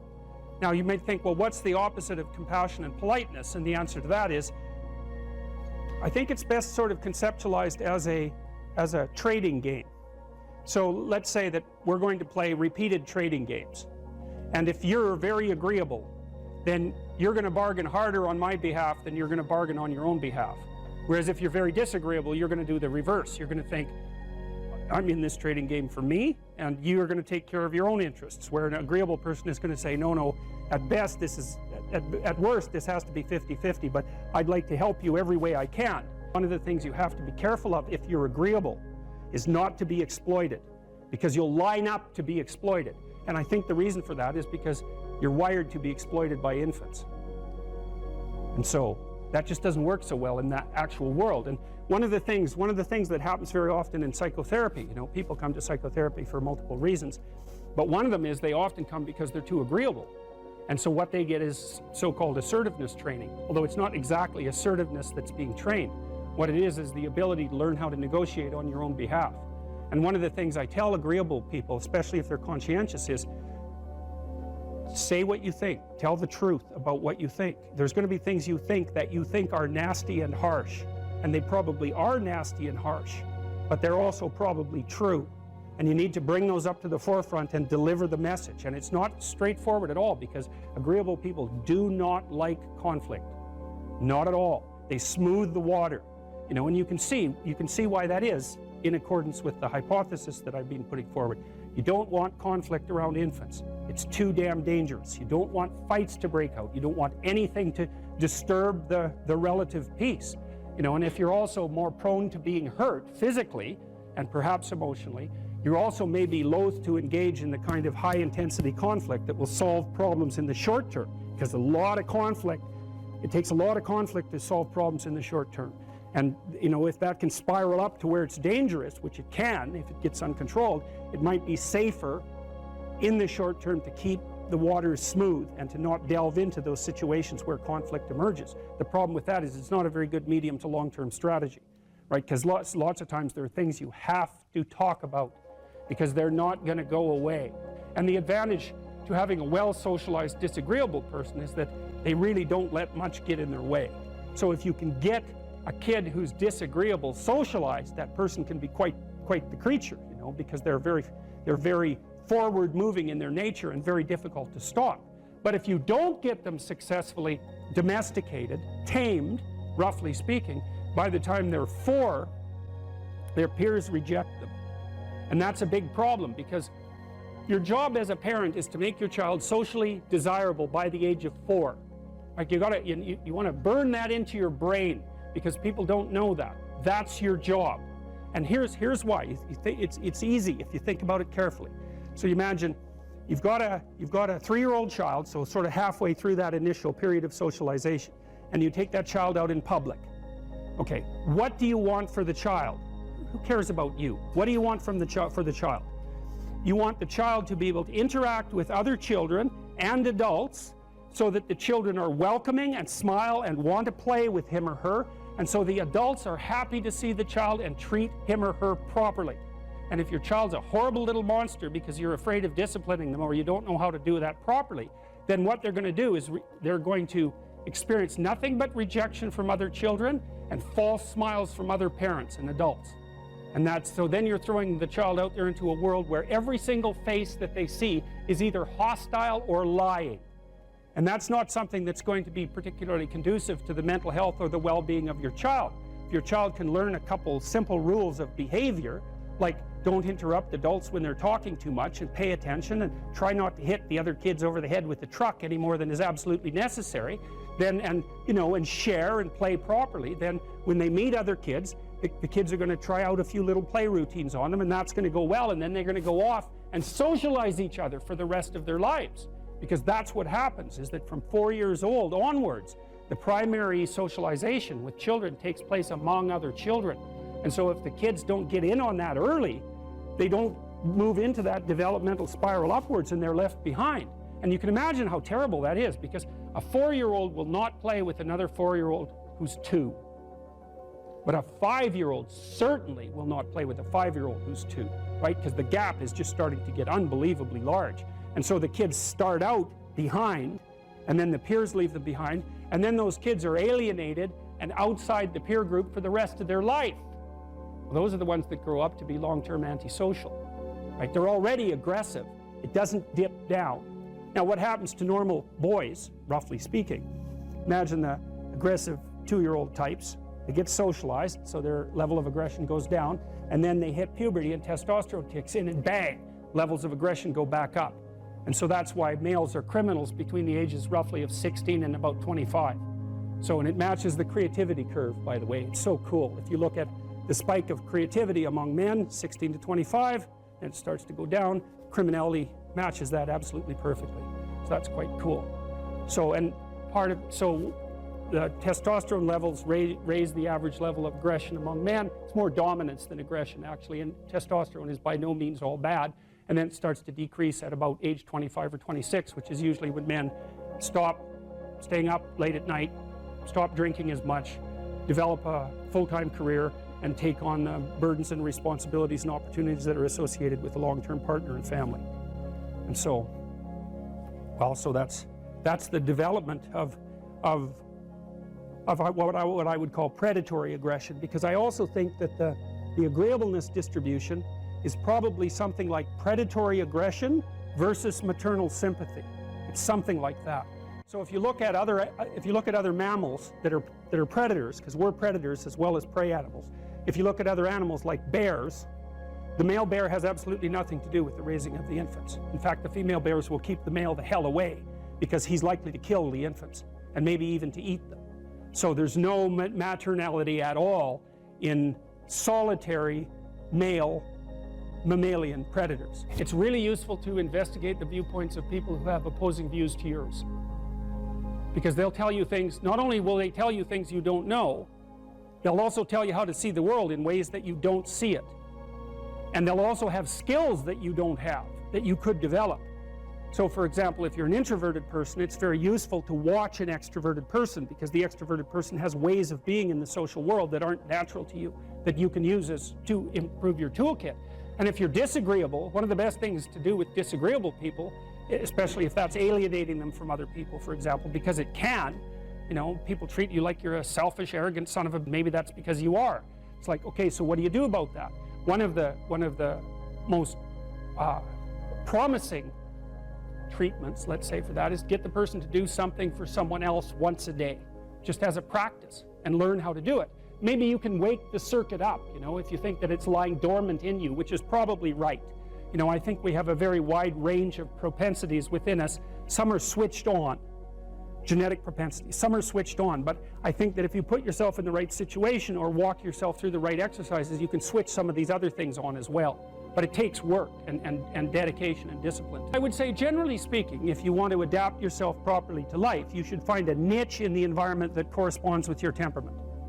Right? You shouldn't work at cross purposes to your temperament because it's just too damn difficult. But having done that, then you should work on developing the skills and viewpoints that exist in the space opposite to your personality, because that's where you're fundamentally underdeveloped. And that way I think you can extend out your temperamental capability across a wider range. And to me, that's roughly equivalent as bringing a richer toolkit to each situation.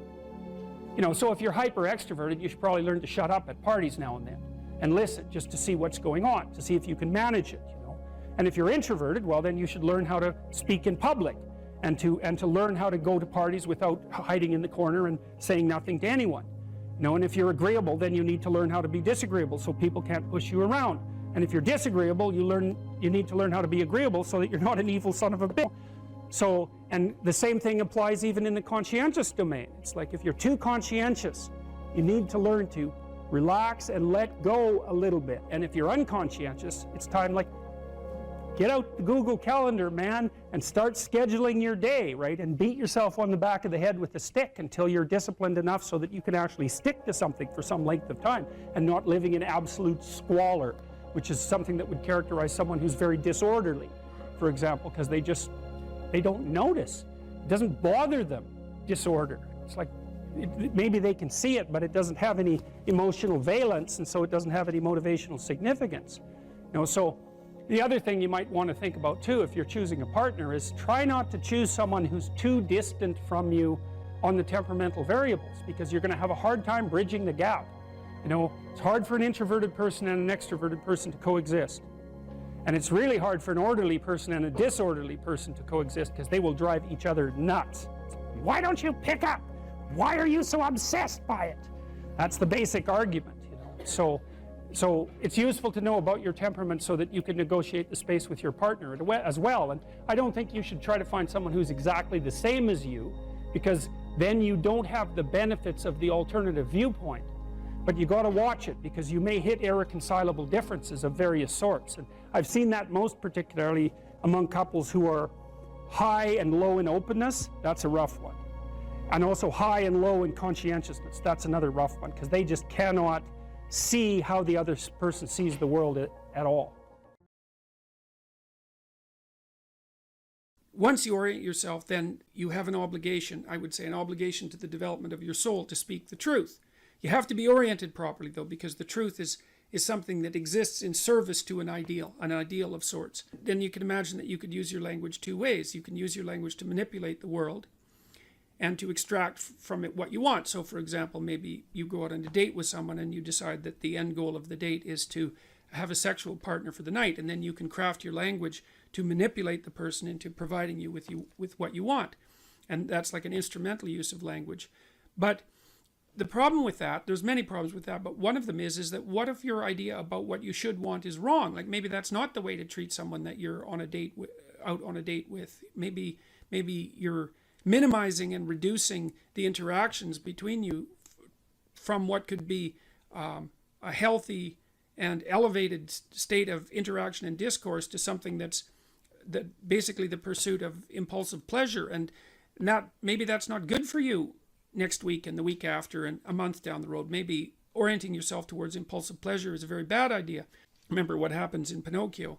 Pinocchio goes to Pleasure Island, and Pleasure Island is a place where impulsive pleasures can be had at a moment's notice. But what Pinocchio discovers, along with Jiminy Cricket, that Pleasure Island is run by masked totalitarians. They're all dressed in black, you remember, and they're turning the children and adolescents who are on Pleasure Island, they're depriving them of their voice, turning them into braying jackasses, and preparing to sell them as slaves to the salt mines. And so there's an implication in that story that the pursuit of impulsive pleasure is one route to totalitarianism and slavery, and I believe that. So perhaps orienting your language towards the gathering of impulsive pleasure is a misuse of your highest gift, the gift of logos, the gift of communication.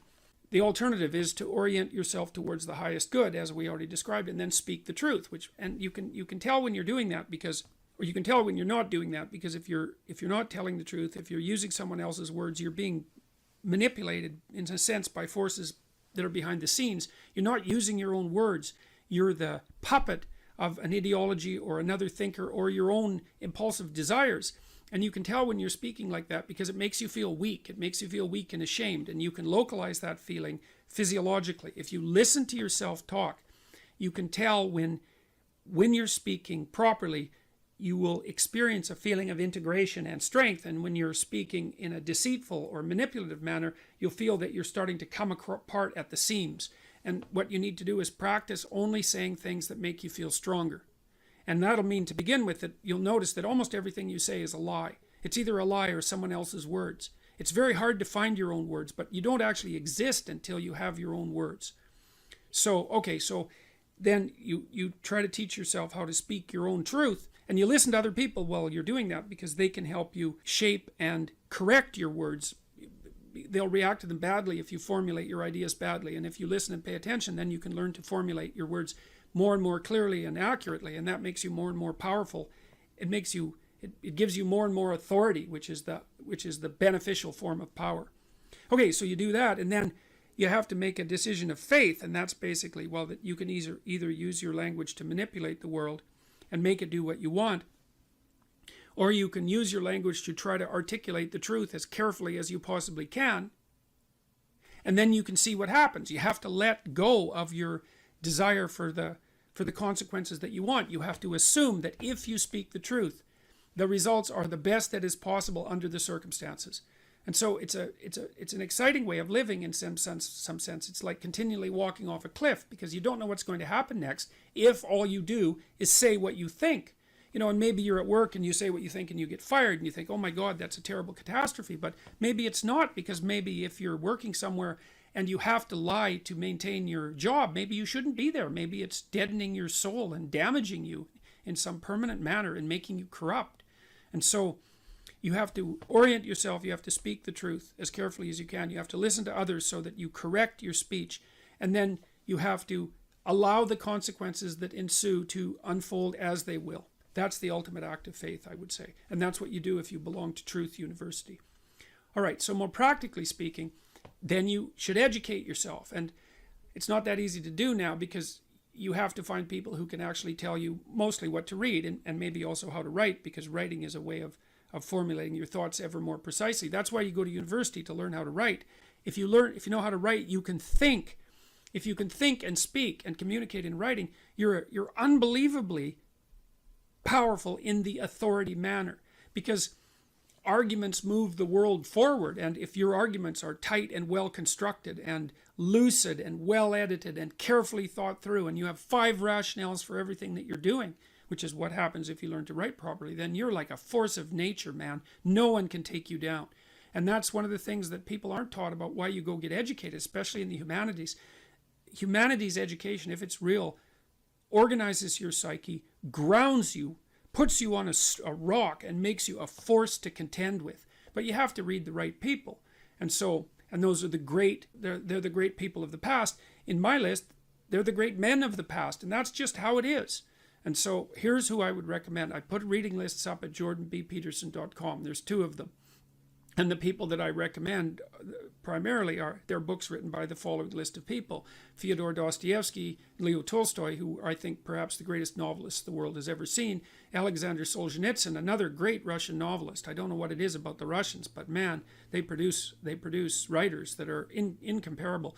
Alexander Solzhenitsyn wrote a book called The Gulag Archipelago, where he analyzed the Soviet prison camp system that arose after the Leninist revolution in the second decade of the 20th century, and details in absolutely precisely how the tenets of Marxism, the Marxist tenets that are supposed to free everyone and change the world, produced legislation that was absolutely murderous in its consequences. And Solzhenitsyn painstakingly traces the logical pathway from the original Marxist principles to the legislation, to the genocides. Because you'll hear people who are basically Marxists say things like, well, true Marxism never existed. And Solzhenitsyn took that argument apart in the mid-70s, and the Gulag Archipelago was an intellectual bomb.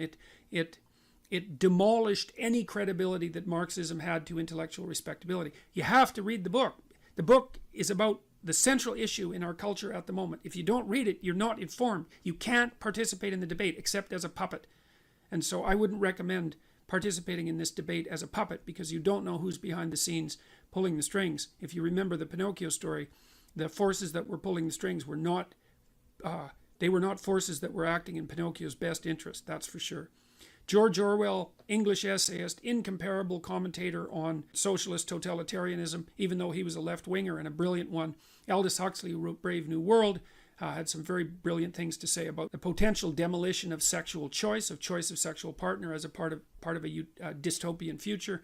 Friedrich Nietzsche, a philosopher who described himself as someone who thought with a hammer. And Nietzsche is a very, very dangerous person and an absolutely brilliant writer. And Carl Jung, who was a student of Nietzsche, and who Nietzsche was the philosopher who announced the death of God back in the late 1800s, and Jung spent his whole life attempting to revivify God. That's one way of thinking about it. And so if you educate yourself, and this is a really good place to start, if you read these authors, then you'll know what else to read. If you read these authors, it'll take you a good long time, and it will be very, very hard on you, and you won't be the same person when you come out, and that's very frightening. And because being torn down and rebuilt is no joke, but it beats the hell out of the alternative, which is just to stagnate and stay a stagnant infant, which is not something I recommend. There's nothing uglier than a stagnant 40-year-old infant.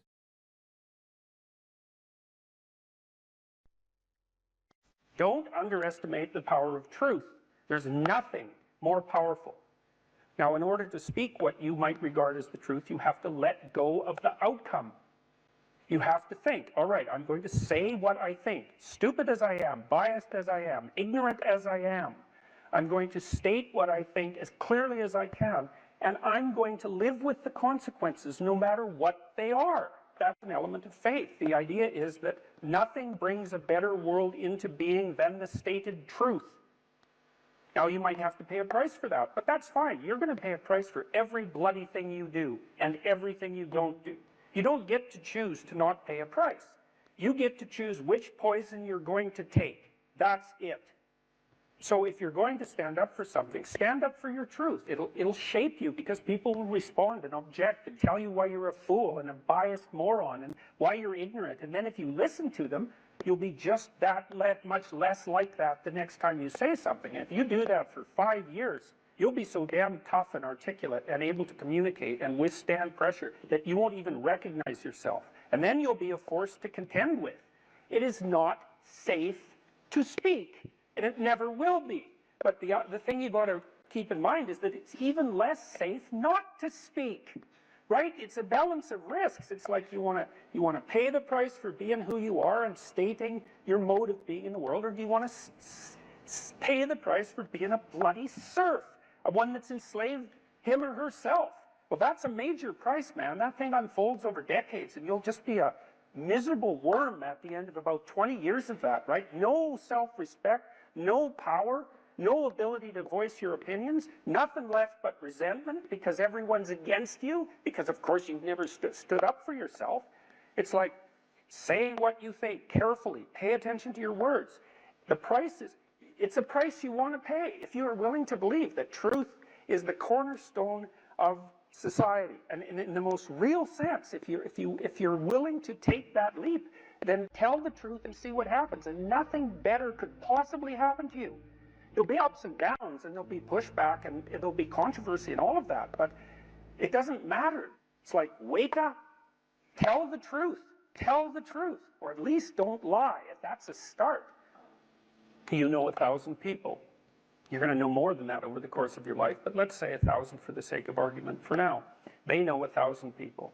That means that you're one person away from 1,000,000 people and 2 persons away from 1,000,000,000 people.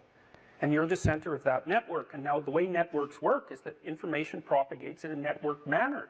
So don't underestimate the power of your speech. So that people have an inchoate longing to have the sort of thing that we're talking about articulated. And so don't be thinking you're alone. It's just that people can't talk, they're afraid to talk, or they don't know what to say. And those are real problems. So if you're reasonably articulate, like, start talking and sharpen yourself up. I mean, the enemy is a cloud. They're a cloud of gnats. They're only courageous in groups. They're only courageous in mobs. If you stand your ground and don't apologize and articulate things properly, they'll disperse around you like they're not even there. So most of it's illusion. So don't be afraid, but be afraid of the right thing. And the right thing you should be afraid of is not saying what you say, because that's the same as not being. And here you are, suffering away. You might as well be at the same time. At least then there's something to you. Where do you find the hope and the strength to continue to fight? Or for those who are listening, to get the motivation to stand up and say what's on their mind? Well, people have to have a dialogue with their own conscience. You know, if you don't imagine that you get upset with something when you recognize an obstacle in your path, and then imagine that you need a path and that you've chosen reasonably wisely, let's say, not perfectly, but reasonably wisely. An obstacle arises, you're frustrated, disappointed, ashamed, afraid. Well, you have something to do to clear out the obstacle. You have something to say. Well, then you don't clear out the obstacle because you're afraid to speak or you're unwilling to speak. You want to defer the conflict because you hope it will go away. All that'll happen is that the obstacles will pile up. But then your life will be nothing but obstacles. Well, you need to know that. You have to ask yourself if you believe that's true. If it's true, then you don't want to remain silent. Because imagine too that as you remain silent, you get smaller because you're not manifesting the courage necessary to live by your own standards. And the problem gets bigger. Well, if you're not going to speak now, what makes you think you're going to be more prepared in the future? You won't. Why is that going to happen? When does that ever happen? Well, I can't believe we're talking about school. People who say, just stay quiet in school, just get the grade. That's paying wrong. them. That's wrong. That's right. You're paying them. You don't have the courage when you're paying. When somebody's paying you and they're doing something at work and they want you to play along, you think you're going to have courage then? I mean, you've got to face it I tell as my it students happens. all the time to never write something they didn't believe to be true. And I know this as a psychologist too. You know, you might think I can get away with writing out something I don't believe for the grade and all, but there are studies of this sort of phenomenon. So imagine you have a viewpoint, and I measure that with a political attitudes questionnaire. Okay. Maybe it's a viewpoint. What do we take? You're anti-immigration, just for the sake of argument. And then I ask you to write out a 500-word pro-immigration essay. And then a week later, I give you the political questionnaire again. Now, I'm going to bury it in a bunch of other questionnaires, so you don't know what I'm measuring. Okay. Your belief has tilted way towards the argument that you've made, even though you don't know it. So, and it's because most of your beliefs are actually rather shallow in terms of their explicit formulation. You think you believe something, but it's pretty shallow. It's just an assumption. Now, you might act on it and all of that, but it's not well differentiated and articulated. Now, if you take one of your assumptions and you write a counterexample, you're going to articulate that. Well, then that's going to move you. And so if you think that you can write an essay that you don't believe and you'll remain unscathed by that, well, you're wrong. You won't. And if you do it 20 times, you will turn into what you wrote. That's what will happen. And it's an absolute sin in my estimation. I mean that specifically for anyone who attends university to write what they do not believe to be true. It's certainly a sin for anyone to encourage them to do that. Now, you can do that as an exercise. You can ask people to delineate out an argument that runs contrary to their viewpoint. That can be part of the reasonable process of learning. Correct. That is not the same thing as doing it for deceptive purposes to manipulate your professor because you're too cowardly to formulate your arguments properly. I talked to two of Canada's most outstanding people in the last 2 weeks, Conrad Black, who ran a huge newspaper empire, and Rex Murphy, who's probably Canada's best known journalist personality, because he's both. He's a great journalist, but he's a personality as well. And they remembered their university education. Jocko Willink as well. He's not a Canadian, but he had the same kind of memory. They talked about their education in the humanities, mostly concentrating on English literature, and described it with tremendous fondness as a turning point in their life, as an opening up of the world of knowledge to their youthful eyes, right? Very, very fondly. Contrasted that with Yeonmi Park, who is an escapee from North Korea, very brave woman who was then enslaved in China, had a life that was just sheer hell, and spent a good part of the interview telling me how much better her life was than the lives of many people she knew. She wrote a book called In Order to Live, but the book stopped at the year 2015, so I asked her what she did. She went to Columbia, took a humanities degree, which was a dream of hers. After finishing her entire education in 1 year, her education prior to university. Cow. Right, exactly. Then she went to a South Korean university for 3 years. They're hard to get into. And then she went to Columbia. I said, what was it like going to Columbia? Taking a humanities degree from this escapee from totalitarianism who was once enslaved, got to go to one of America's august institutions and be trained in the humanities. Someone who'd been exposed to George Orwell and who was motivated to write because she read Animal Farm, understood the power of literature. She said it was a complete waste of time and money and that she was afraid to say anything. Wow. Yeah, wow. It's a hell of a thing to hear when you're a university professor.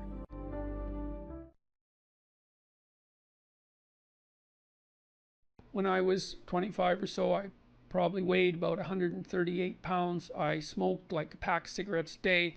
I drank tremendous amount of alcohol. I was from northern Alberta, this rough little town up in northern Alberta called Fairview, and there were long winters there, and my friends were heavy drinkers, and most of them dropped out of school by the time they were 15 or 16, went off to work on the oil rigs, and it was a rough town, and we drank a lot. I started when I was 14, and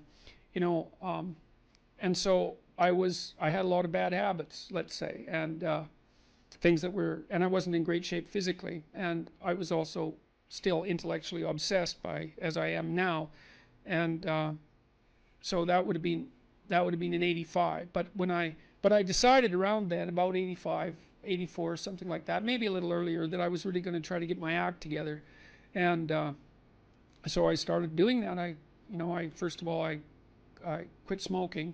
Well, that took a long time because I eventually had to quit drinking too in order to quit smoking, and I started working out, started playing sports, which I'd never done. I was a small kid. I'd been skipped a grade, and I was small for my age, so sports were never, especially team sports, were never really a domain of expertise for me.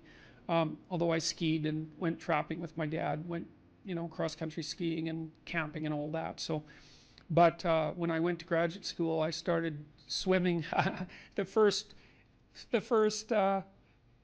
physical exercise routine I did, I enrolled in a swimsercise course, I think it was called. So it was me and this like really overweight kid, and like these 60-year-old women and men, they could out exercise me like mad. It was really embarrassing. Me and the overweight kid, you know, we'd be just panting ourselves 3/4 to death at the end of the bloody workout, and these 60-year-old women who weren't in great shape were like, you know, chatting away as if nothing was going on at all in the pool. So that was quite embarrassing, and as was going to the weight room, you know, because when I started I could barely bench press 75 pounds, and people used to keep coming over and helping me, which was the last thing I bloody well wanted, but certainly needed. And I got to the point where I could bench press 225 pounds. I think that was the best I did, and I gained about 30 pounds of muscle in a year and a half. So that was a good thing. So like I was kind of a wild man, and you know, I'm a little bit manic in my temperament, and so you know, I was kind of going every direction at the same time. So, and you know, I don't regret that. I had a fine time when I was a kid, but I needed really to get disciplined, and I had to do it because I was working on these hard problems that, you know, that I've been discussing with all of you, and I've been working on them really, you know, obsessively since I was probably about 18, maybe even earlier than that. Got to the point around 25 when I was in graduate school trying to get my PhDs, doing all my research. Like I published 15 papers by the time I graduated with my PhD, which was I think by a fairly large measure the most papers that any graduate student at that time had ever published at McGill. I think that's right. Might have been twice as many, or maybe twice as many, maybe even 3 times as many. And at the same time I wrote Maps of Meaning, which was a terribly difficult thing to do, because I was writing about 3 hours a day doing that, and I couldn't do all that and continue with my misbehavior, you know, my sort of, my, what would you say, my hedonistic, my massive hedonistic consumption of alcohol and all of that. I just couldn't keep it up, and also work seriously on the issues that were at hand. So, you know, I had to stop. That's a sacrifice. I had to stop messing about and straighten myself out. And I got married. Well, the woman who's my wife, Tammy, who I've known since she was 8 years old, she lived across the street from me in this little town called Fairview, and I was in love with her like the first time I saw her, which is quite the bloody thing. So that's worked out pretty well for me. But she came to live with me about the same time, and you know, we decided jointly to get our act together, and we swore that we'd tell each other the truth, which I think she's actually done better than me. Like I don't think she's lied to me ever in our entire marriage, which is unbelievable, you know, and it's been so useful because I can really tell her things and we can really talk. So I tell you, if you want to have a good relationship, man, you embed it in the truth, because if you don't embed it in the truth, you don't have a relationship. It's just lies. It's a tissue of lies, and it will dissolve in the chaos as soon as a crisis comes along. So the truth is a terrible thing, but not compared to falsehood. So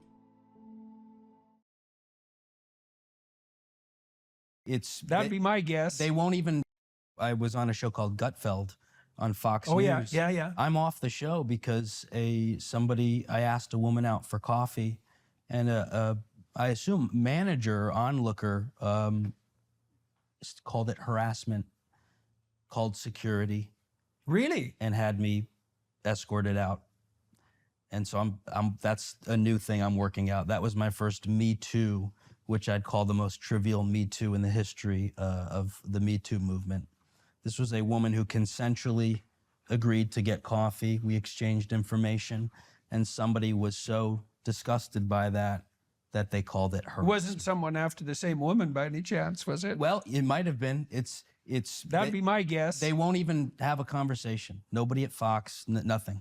I'm just gone. And I put it out public. I put this out. I waited for 2 months. Yeah. But again, that's probably wise. I waited 2 months, but I just said, I'm not going to let this happen. Yeah. And it's tragic that young men are disappearing in the dating scene. It's not good. Dating apps are not good. Yes, well, I figured out something horrible. Do you want to know what it is? Absolutely. Do you know how you define consent? Marriage. Yeah. That's good. Well, look, I really tried to think it through, you know, because there are so many There's too many variables every other way. So like one of the things, I saw this starting to happen on university campuses when they put all these rules in about what constituted consent. Now, the thing they really always avoided was alcohol, because there's no date rape without alcohol. Like alcohol is at the bottom of almost all normative sexual misbehavior. So if the universities were the least bit serious about the things they claim to be serious about, for example, they'd focus on alcohol. Yeah. But there is a conundrum. You're signing your will away when you drink. I remember dating girls going, no, if you are out drinking, it's off the table. You've signed your will away. Well, and the strange thing about it is that there's some truth in that, right? Because alcohol does make people, well, unconscious if you drink enough of it. So that happens to be a problem. And then before unconscious, there's not knowing what the hell's going on or caring. And then there's the next day regret. And part of the next day regret is, well, did I really give consent? And then you can't remember. Like I did a lot of research on alcohol. We showed that if people drank enough to get their blood alcohol level up to legal intoxication, so that was 0.08, they showed about a 75% decrement in memory after 3 minutes. Like you could tell them something, ask them 3 minutes later. The people who were, and that's not very drunk. It's called the Joe Biden effect. Yeah, right. Where are we? So, under what circumstances do you actually have consent, like real consent? Well, I guess it depends on how seriously you take sex. If you think that it's a game, then there's no issue. But the problem with that theory is it's not a game.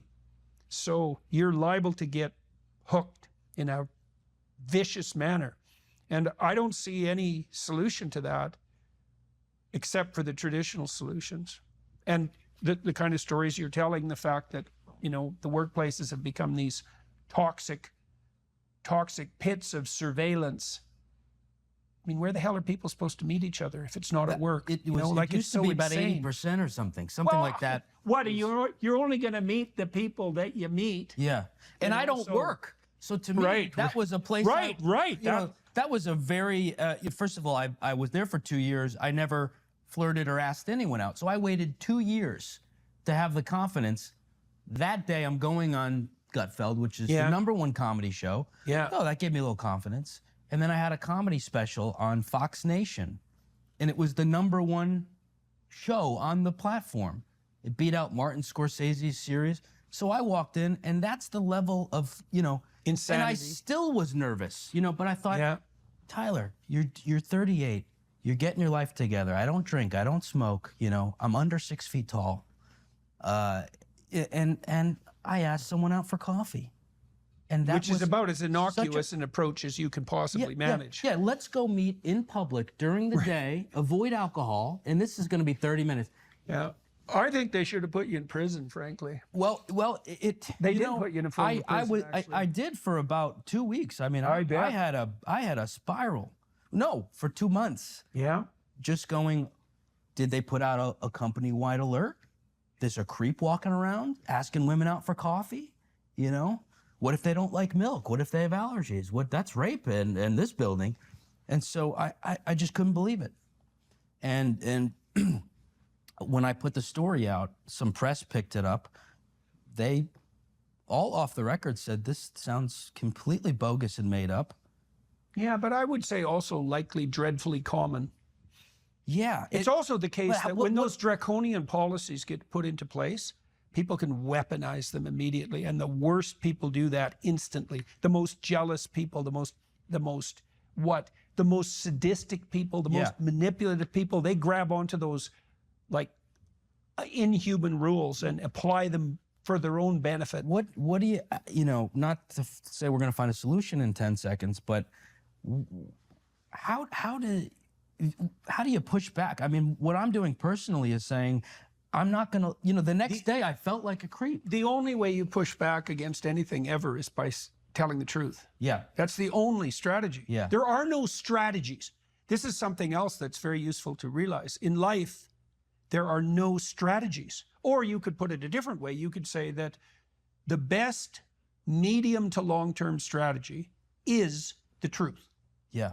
And so when I'm in a complicated situation, which is quite common, I just say what I think, always. Well, I did that based on your advice. Yeah. So me going on Twitter and doing that, was based. It was, what do I do? Just tell the truth. Yeah, yeah. Well, this also means that you have to act in a manner that allows you to tell the truth about what you did, Yeah. right? Because, well, for obvious reasons, because otherwise you have to pretend you did something else. So that forces you to clean up your life so that you can actually represent it accurately. What happened when you went public with the story, such as it was? It millions of, views on Twitter. Right. And then, I don't think of myself as famous in any way, shape, or form. The press picked it up, but I didn't even think that might happen. Oh, yes. I'm banned on Twitter. I'm a naughty boy. Right. So, I had no followers, pretty much anywhere. So which is probably helpful because I don't overthink it. I just said, put it out there. The press, they said somebody made an anonymous claim that they witnessed what happened, and they said you grabbed her phone and forced your number in it, and you demanded she confirm you had her phone number. None of which happened, and I take screenshots because this stuff happens. But it was somebody watching that was so upset or jealous or perhaps far left who's working at Fox News, which there's a lot of them. And but I just said, I get no due process. I can't even have a that old patriarchal thing, due process. I worked there for free, by the way, and I never complained about that. But I busted my ass flying the middle of the night cross country to get to that show because I loved going on that show because you can say what you want. And I love Greg and I love everybody there, but I just thought this is pretty alarming that they're all held hostage to this, insanity. Yeah. And I took the hit. I won't be back on there, but I took a big financial hit for that, probably quarter to a half of my income, because that's how I sold tickets, was through that show. Right. But I thought, what's more important than the truth? Again, I think practically speaking, the truth is a weird strategy because, well, look at it this way. Why do people lie? They lie to gain an advantage they don't deserve, or they lie to avoid a punishment they do deserve, generally. Like, there's other reasons, but those are two big categories. But the problem is that there's a difference between what happens to you in a year and what happens now. And so if you lie, well, you might avoid what's coming to you, but then you don't learn, and you might gain something you don't deserve, but word gets around. And so it could easily be that you'll find out that if you can be patient enough, and that's part of what constitutes faith in the truth, right? If you're patient enough, it will turn around. Right. Now, the journey to turning around might not be fun. Through it. I've watched you go through it many times. Yeah. Yeah, right. It's happened many times. But a heroic act for you to do it, because you gave the model. It's an act of terror. Yeah. Actually, because I understand. Sure. I actually understand what happens if you get tangled up in lies. Yeah. It's not, well, you said in your household, nobody could tell each other the truth. Well, that's a totalitarian state. Like, that's hell. Yeah. Oh, yeah, you don't want that. That's not good. That's not good. There's nothing worse than that. You can't even exist in a situation like that. You had a client once, I remember you said, I don't think anyone had ever told this person the truth in their life. Oh, yeah. Yeah, that was quite common. Or allowed them to. Yeah, or listened. Yeah, and that's very common. It's very common. Yeah, steeped in sin, that's the theory, right? That's when your whole environment is dominated by lies. It's brutal. And the only way out of that is to stop participating. That's it. I've removed myself from many places. I rarely go to comedy clubs anymore. There's too much risk of gossip and lies and, backstabbing and that type of thing. It's my own personal healthy need, and drinking and drugs, and you can go on and on and on. Yeah. But nighttime businesses are a risk for that. It was a sacrifice. You have to.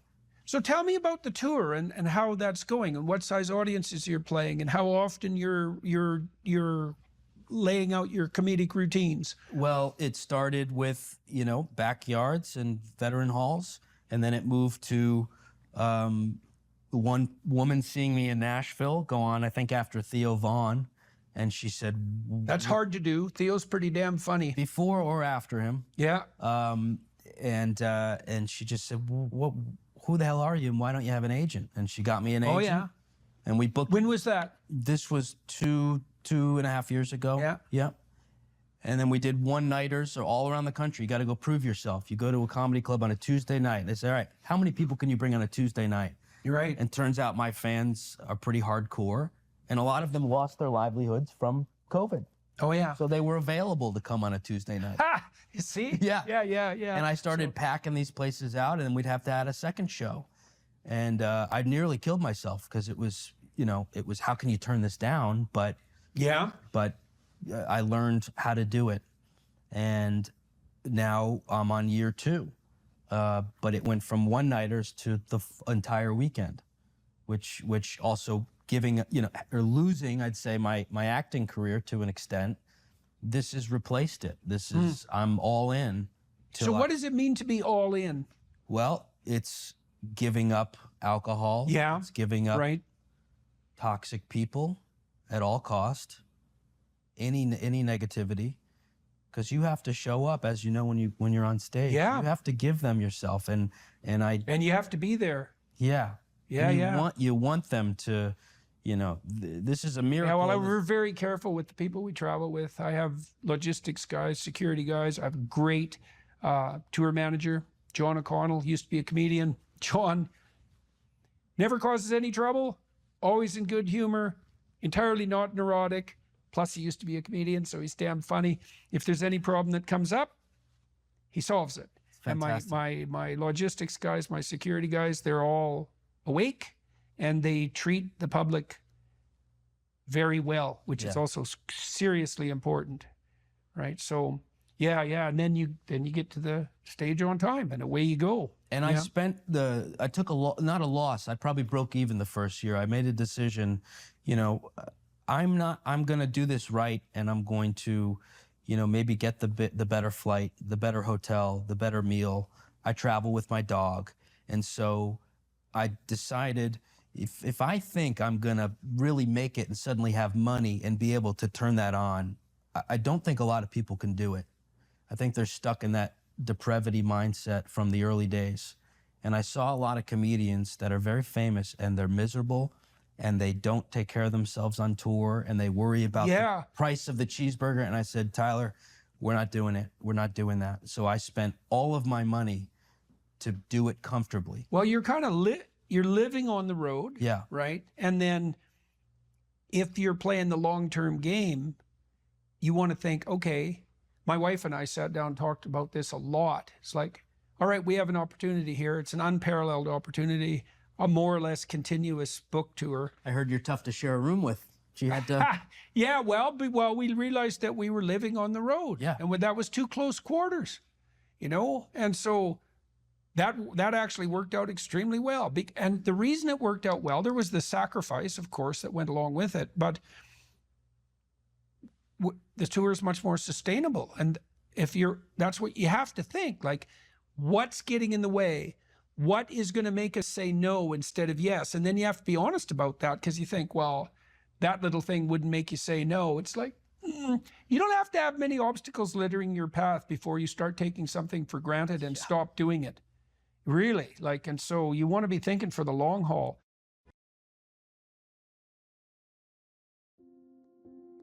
If you could have what you wanted in this moment, and I could deliver it, what would it be? How much of the mess that you see around you would vanish if the mess that you could put straight was put straight? You know perfectly well that if you put your mind to it and you make the proper sacrifices, there are things you can set straight. What advice do you have for a young man in his 20s? Make a plan. Look at what you're interested in. Get disciplined about something. Allow for the possibility that you have something important to contribute to the world, and that the world would be a lesser place without that contribution. Don't be afraid of taking on responsibility. It's where you find what sustains you in your life. You can take on too much responsibility. You have to be cautious in that regard, but that's a less common problem than not taking on enough. A lot of the things that people regard as traps are actually the means to their life.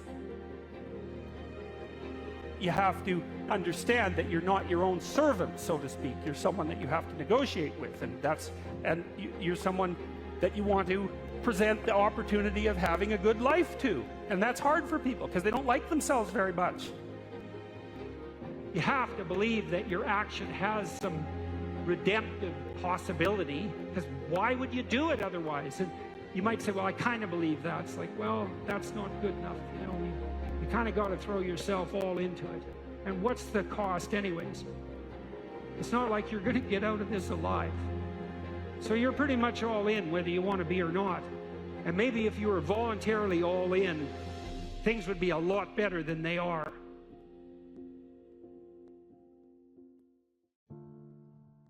If the world isn't everything that you want it to be, maybe you're not acting the way you should. One of the things people do to buttress themselves against failure is to never let themselves really gain clarity about what they need and want. Let's say you try something, but you only do it half-heartedly.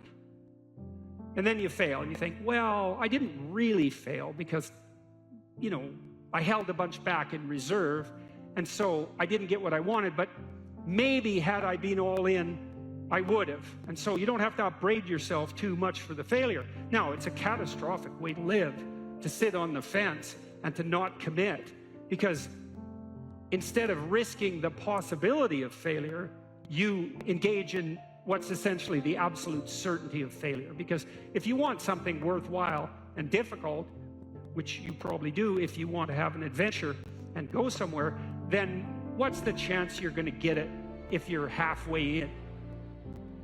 You can't be halfway in, but that sort of protects you against failure, because you can tell yourself, well, if I tried, I could have done it. It's like, you know, you tell yourself that 200 times and your life's over.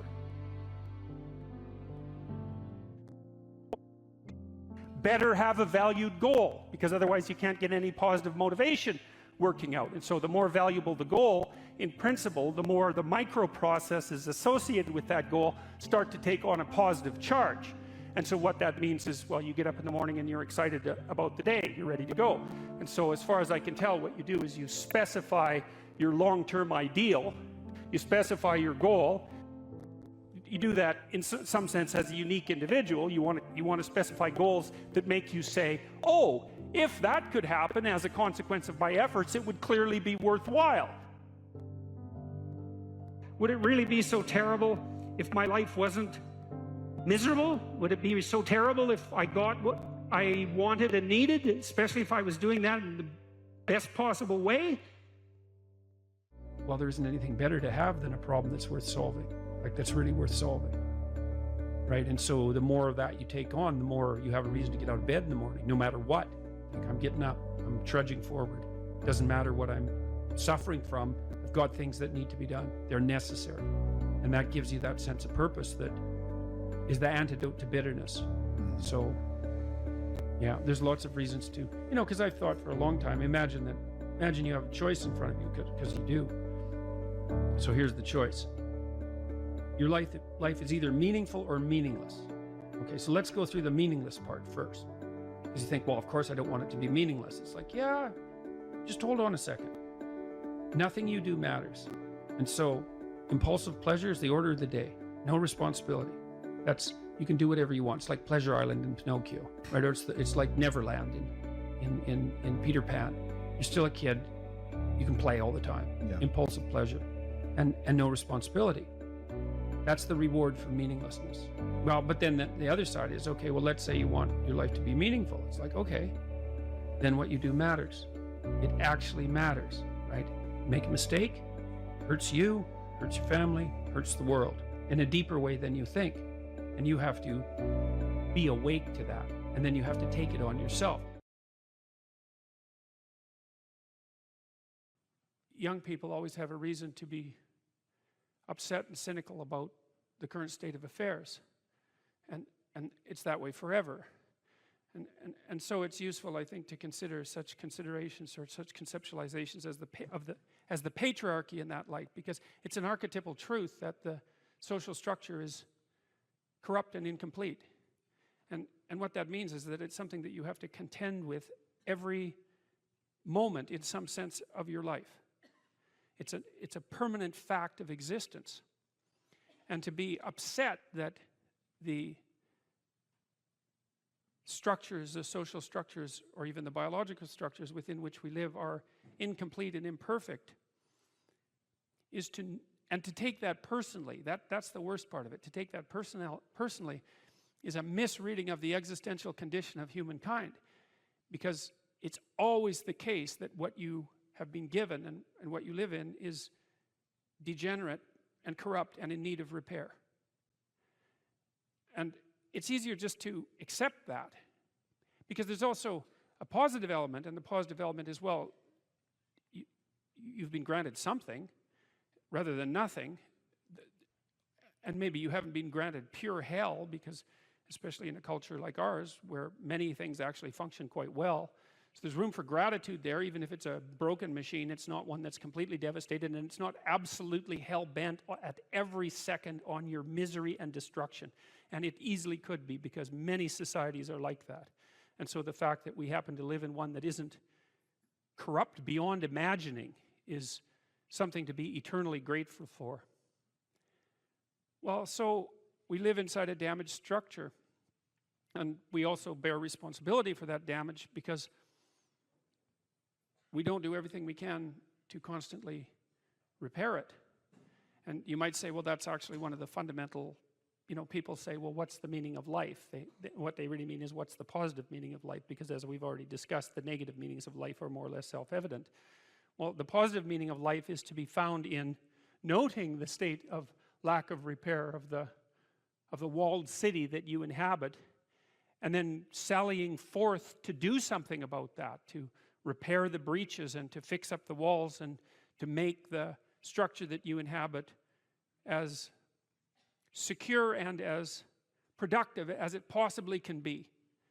And there's no shortage of opportunities to do that. You can do that in your own mind, you can do that in your own room, you can do that in your own household, in your local community. And maybe if you get good at doing it at all those levels, then you can start to look beyond that. And so there's challenges.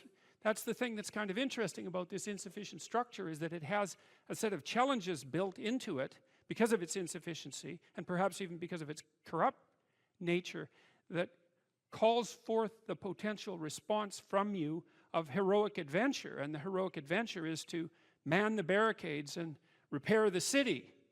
And you can always do that. It doesn't matter what your personal circumstances are.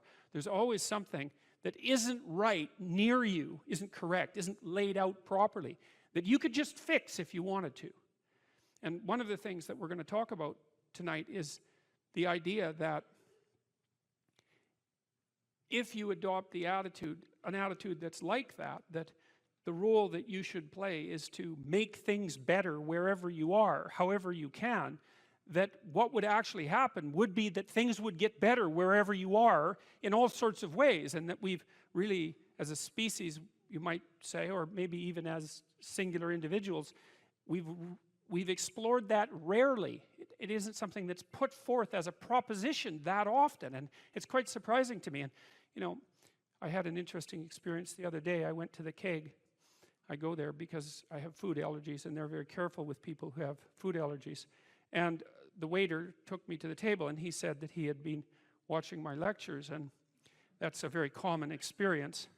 And he was happy about that, and he said that he'd had 2 promotions at the keg in the last 4 months because he'd been watching my lectures. And I really found that an affecting experience, because you might say, well, he's working as a waiter at the keg and there's nothing particularly heroic about that.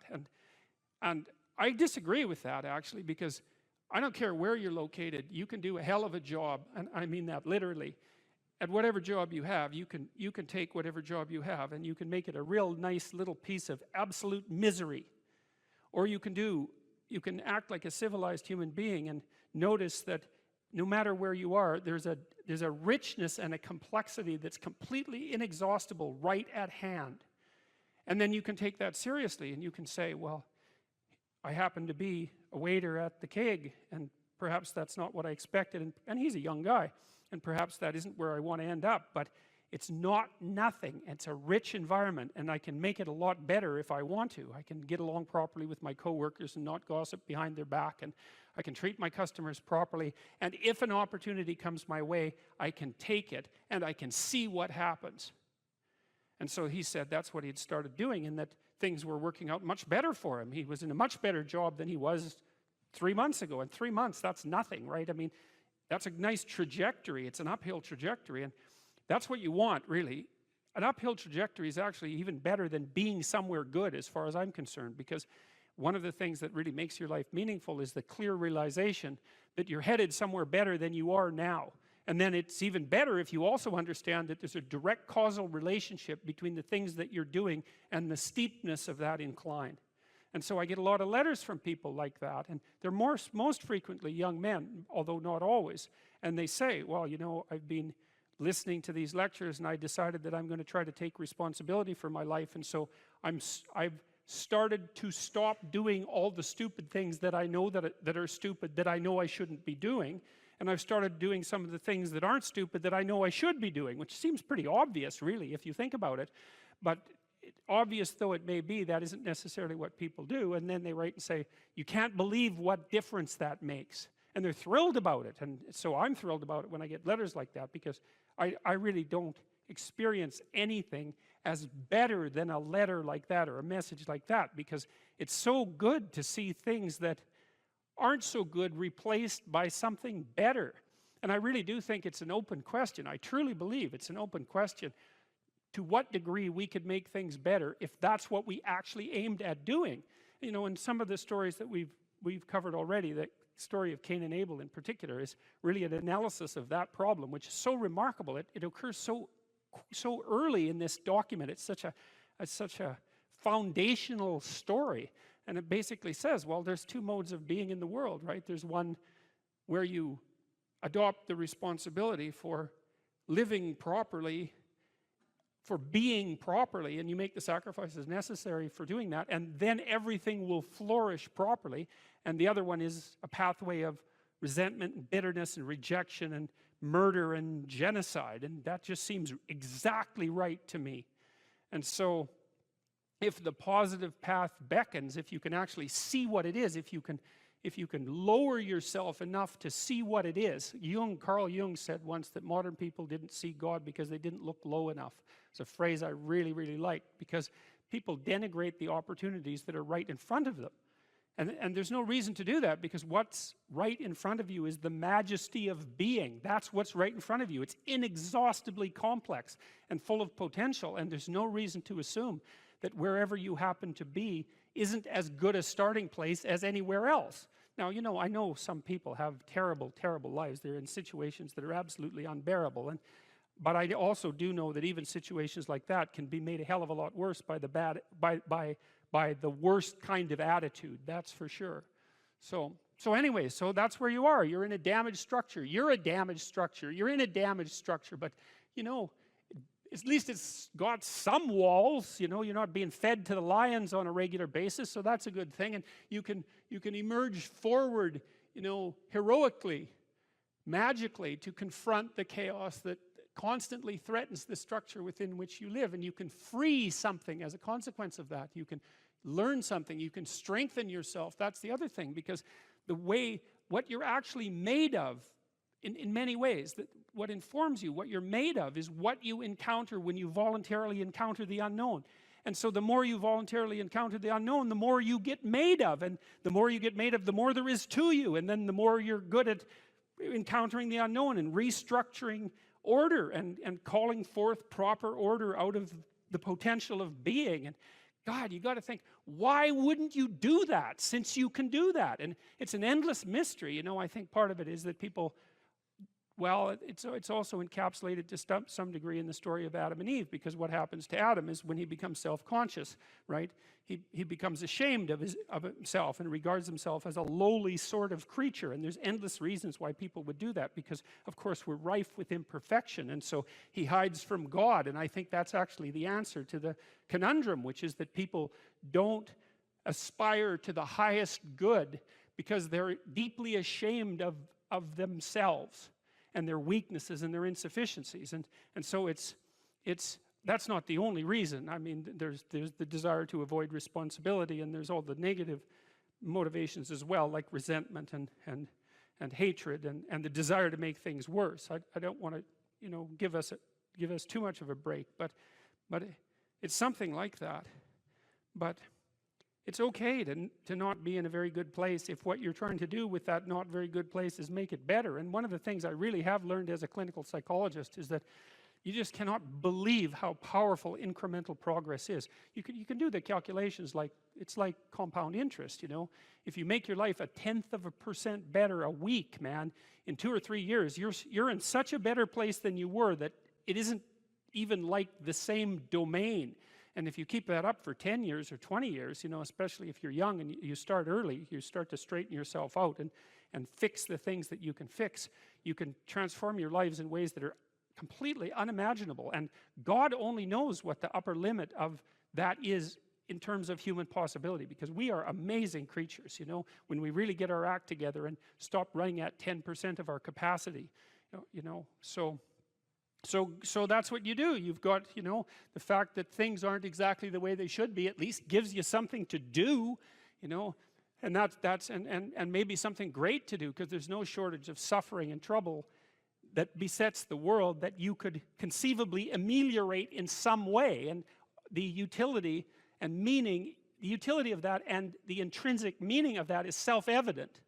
So it also makes me curious about nihilism, for example, and despair, because I mean, I understand those emotions, I understand them deeply, and the intellectual mindset that goes along with it, but they just seem beside the point to me in some sense, because there are so many things that need doing that all you really have to do is open your eyes and look at them and then decide that you're actually going to do something about them. And you might think, well, what's within my scope of influence is so trivial that it's not worth doing. It's like, it won't stay trivial for long if you do it.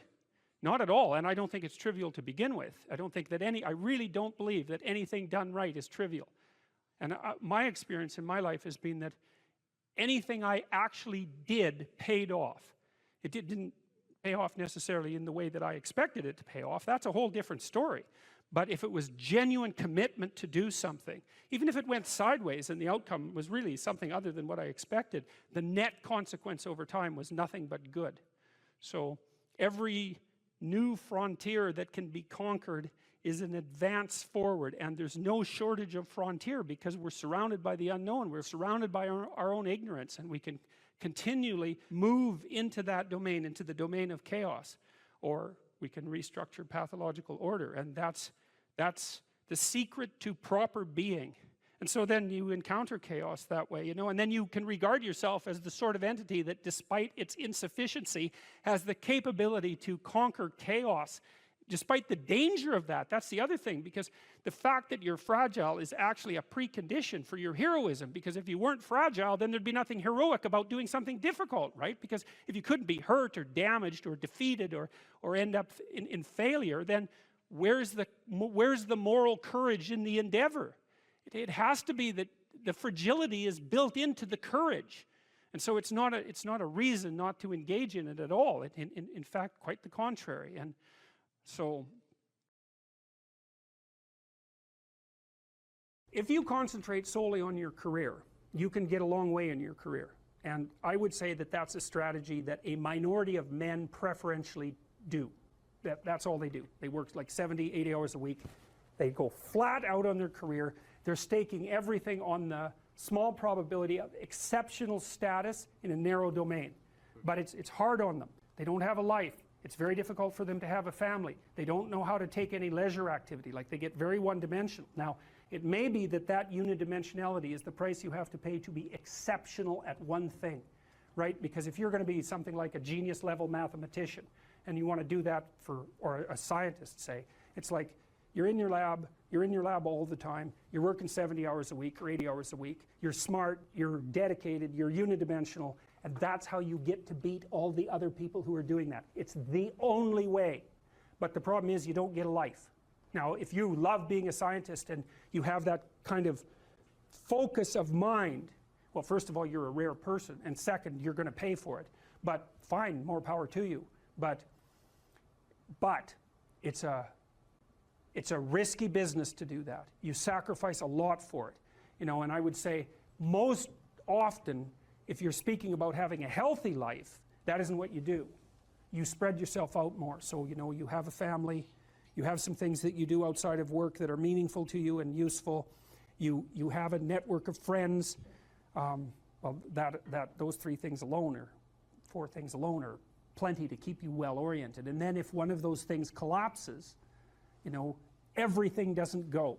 Now, the price you pay for that is the more you strive to optimize that balance, the less likely you are to be fantastically successful at any single one of them. But you might have a very, you know, if you consider your life as a whole, that might be a winning strategy. One of the things Carl Jung said, I really liked this. He thought that men went after perfection and women went after wholeness. There's something different at the top of the value hierarchy. So perfection would be stake it all on one thing and look for radical success. Not that all men do that, because they don't, but we're talking about extremes, at least with regards to the men that do that. The wholeness idea is more like, well, it's like I want one thing in my life to be 150%, or I want 5 things in my life to be 80%. Well, there's a lot more richness in a life where you have 5 things operating at 80%, but you're not operating at any of them at 150%. So, and I really believe this because I've watched men and women go through their careers now for a long period of time, and one of the things that, there's lots of things that produce this, but one of the things that I've noticed is that mostly women in their 30s bail out of unidimensional careers. They won't do them. They won't put in the 80 hours a week that they would have to put in order to dominate that particular area. And it isn't, the reason that they won't do it is because they decide it's not worth it. And no wonder, because why would that be worth it? You have to ask yourself that. It's like, well, you want to be an outstanding scientist. It's like, okay, really, that's what you want, because that means that's what you do. Because you're competing with other people, you know, they're smart, they're hardworking, and if you want to be at the top, you have to be smarter and work harder than any of them. And working hard means working long hours. I mean, it also means working diligently, but in the final analysis, it's also an additive issue. If I'm smart and hardworking and I can crank out for 70 hours a week, and you do it for 30, it's like, in 2 years, I'm so far ahead of you, you will never, ever catch up. So, anyways. And I think partly, maybe part of the reason too that women are oriented that way more than men, I think there's 2 reasons. One is socioeconomic status does not make women more attractive on the mating market, but it does make men more attractive. And the second is women's time frame is compressed, right? Because guys can always say, well, I'll have kids later, and they can say that till they're like 80. Whereas women, it's like, no way, man, you got to get it together by the time you're, let's say 40, but really probably by 35, but definitely by 40, because otherwise it ain't happening. And that's bloody dreadful. One of the common routes to extreme unhappiness is to want children and not have them. I wouldn't recommend that. You know, you see couples who are in their 30s. 1 couple in 3 over the age of 30 has fertility problems. That's defined as inability to conceive after 1 year of trying. 1 in 3. So it's worth thinking about, because people are very, very unhappy if they want to have kids and then they can't. Man, you're in the medical mill for 10 years if that's what happens to you. We've got a hypothesis that we're still working out that's supported to some degree by the relevant literature. So imagine that you're looking for a stable partner, right? So you might think, well, what do you want in a stable partner?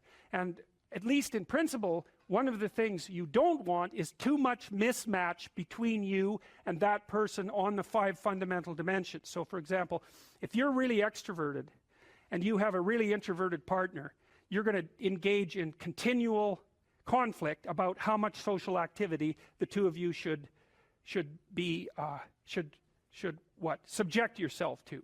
And it's very, very difficult for people who broadly differ, widely differ on those dimensions to come to consensus, because it's not just a matter of opinion, right? It's really a matter of different, if you're looking at extremes, of really different types of people. And the thing about introverts is they just don't enjoy large-scale social interaction that much. One-on-one they're often fine, but in a group they don't like that, and it tires them out. Whereas a real extrovert, it's like you isolate them and they just wither on the vine, because a huge part of what actually motivates them in a positive way is tangled up with social interaction.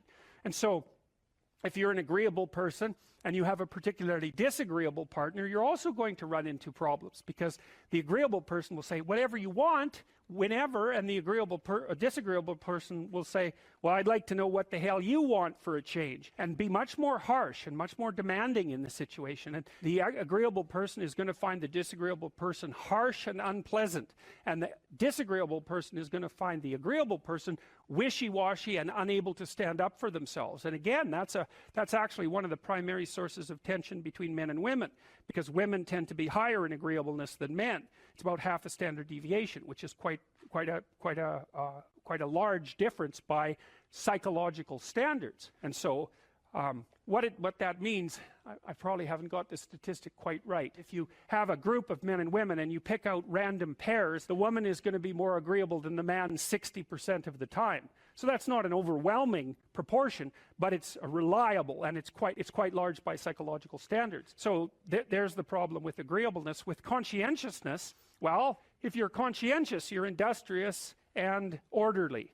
And orderly people seem to be sensitive to disgust, which is something we'll talk about in detail later.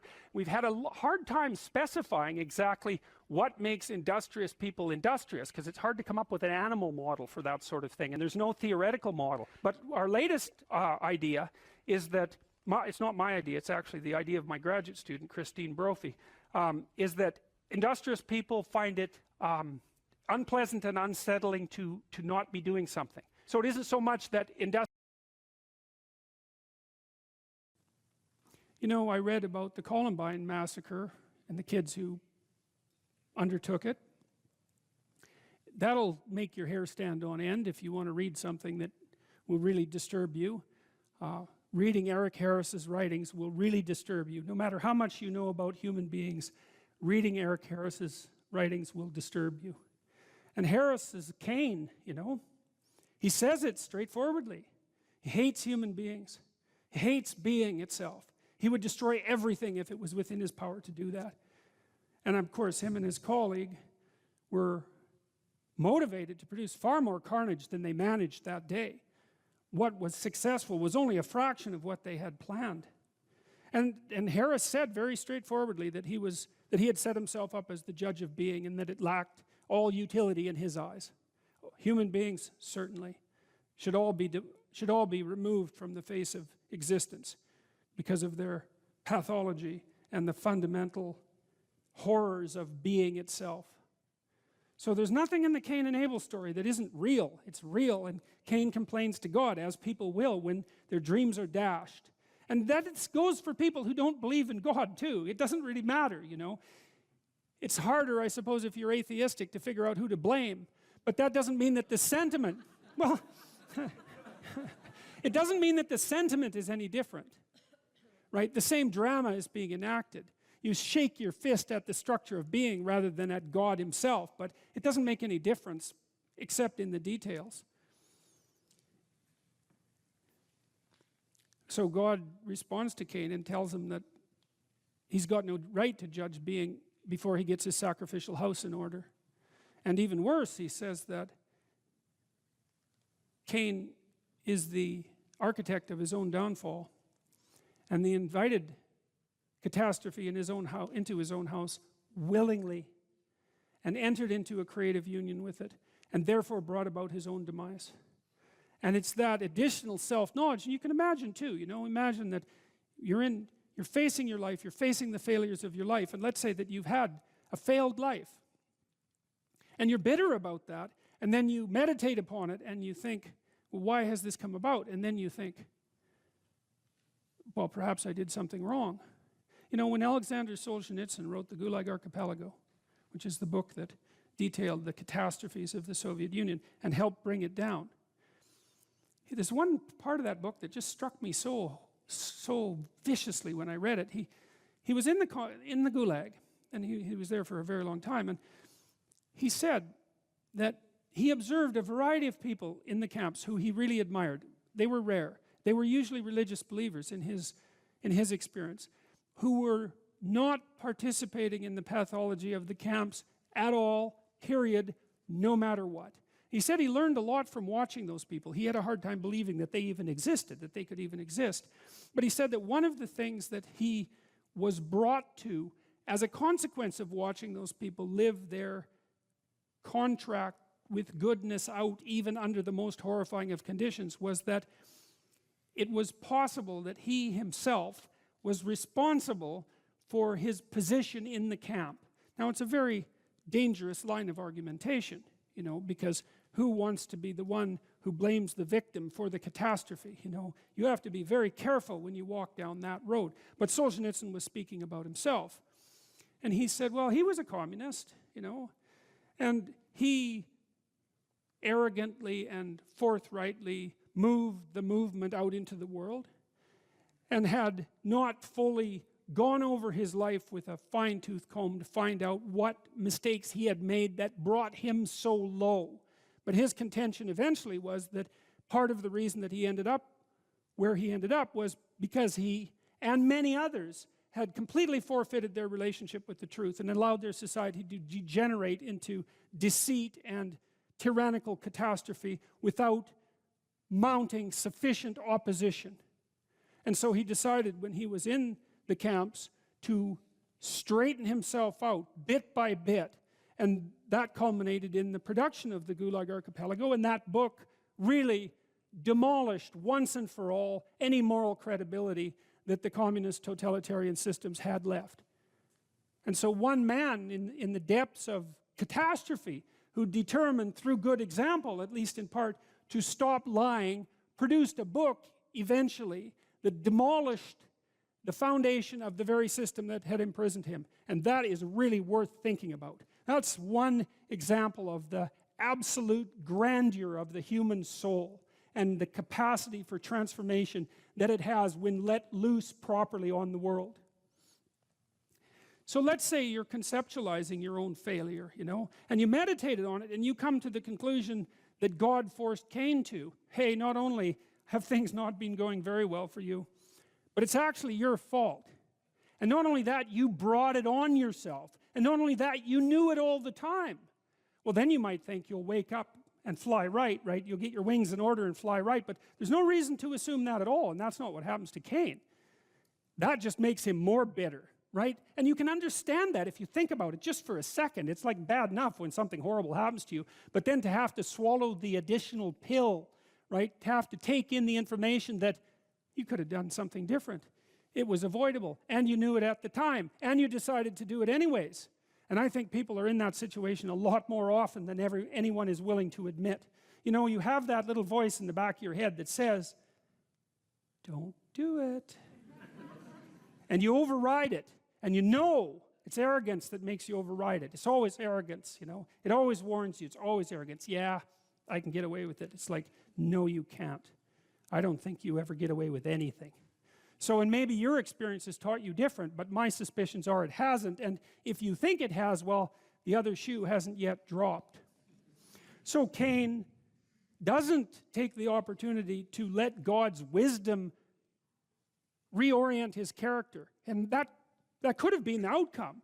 He could have got down on his knees, so to speak, and said, oh my God, I've been wrong all along. I've been living improperly. I've been making the wrong sacrifices. Abel deserves everything he has. I got exactly what was coming to me. You know, could I possibly now straighten myself out and live in repentance and improve my position? But that's not what he did at all. He said, all right, fair enough.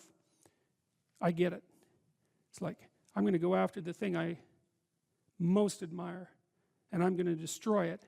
And I'm going to do that despite its cost to me. And I'm going to do that just to spite the creator of being.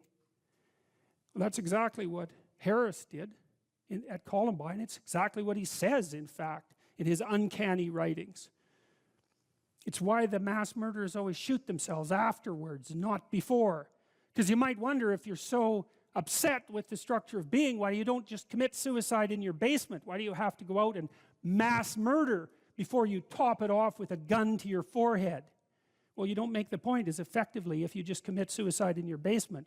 It's like, well, my life means nothing to me, but neither does anyone else's, and neither does the structure of being itself, and I'll take all my revenge as much as I possibly can, and then just to show you how little I care, I'll cap myself off at the end.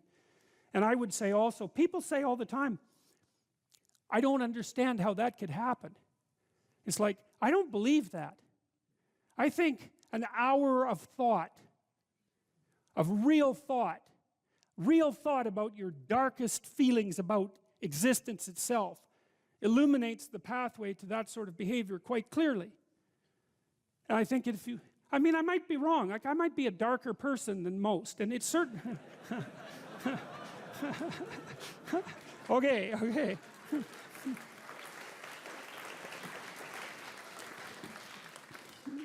Well, at least I think there are plenty of people out there who are sufficiently dark to know exactly what I mean when I'm saying these things. And I would also say that if it doesn't leap to your understanding how that pathway might be illuminated, then you need to know a lot more about yourself than you actually know now. Because whatever you might say about someone like Eric Harris, he was a human being too, you know. There's this idea in the New Testament that Christ was he who took the sins of the world unto himself. It's a very complicated idea, but part of it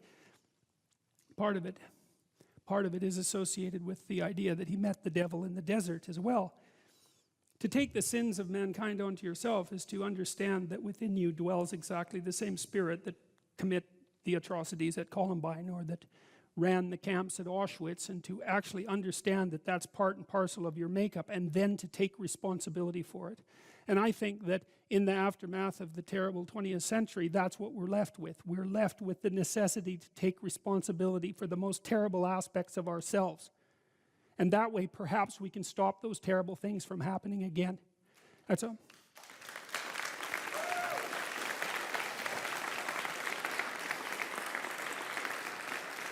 And that also means, you know, that you don't look for the,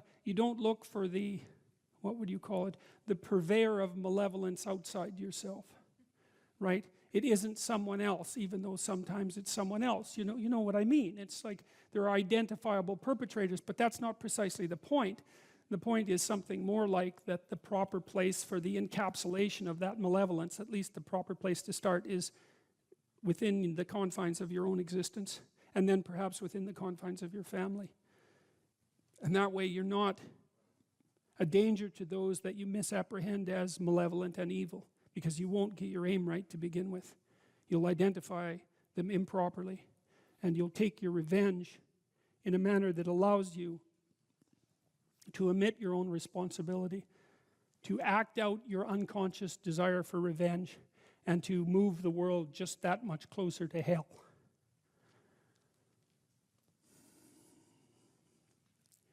Well, so Cain kills Abel. And then Cain gives rise to his descendants, one of whom is the person who's the first artificer in weapons of war. And then comes the flood, right? Which seems perfectly, miraculously reasonable to me, because what those stories do, it's so amazing that the story of Cain and Abel segues into the story of the flood, because it is the case that the catastrophes that beset society can best be conceptualized as the spread of individual pathology into the social world. And the what would you call, the magnification of that pathology to the point where everything comes apart. And I truly believe that if you familiarize yourself with the last 100 years of history, that that's the conclusion that you would derive. And the people who are most wise that I've read, who've commented on that, say the same thing over and over, which is the key to the prevention of the horrors of Auschwitz and the Gulag in the future is the reconstruction of the individual soul at the level of each individual. And that's a terrible message because it puts the burden on you. But it's an amazing message because it also means that you could be the source of the process that stops that catastrophe and malevolence from ever emerging again. And you know, it's hard for me to imagine that you have anything that could possibly be better to do with the time that you have left.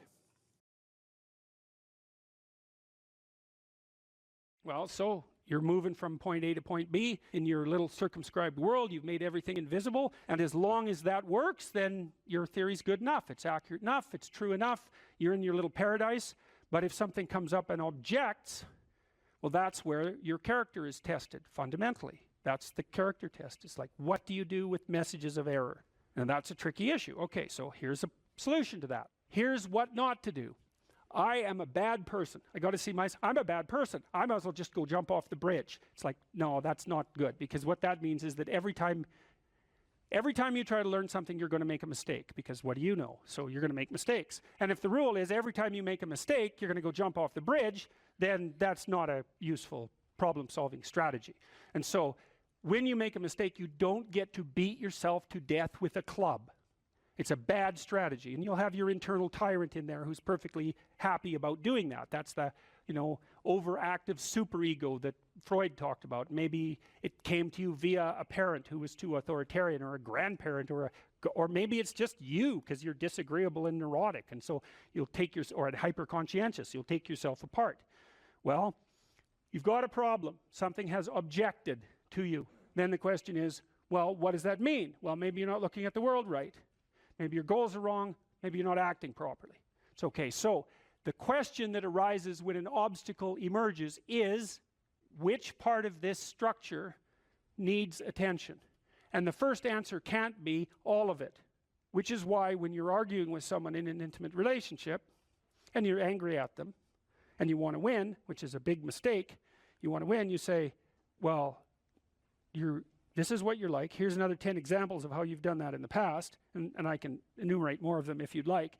And so that's actually what you're like, and I've tried fixing you and it didn't work, and so it looks like you're going to be like that up into the future, and you're basically saying to them, well, you're a bad person, and the only thing they can do is either collapse or punch you. And punching you is actually better than collapsing. You know what I mean? It's such a counterproductive way of arguing. You don't leave the person any out.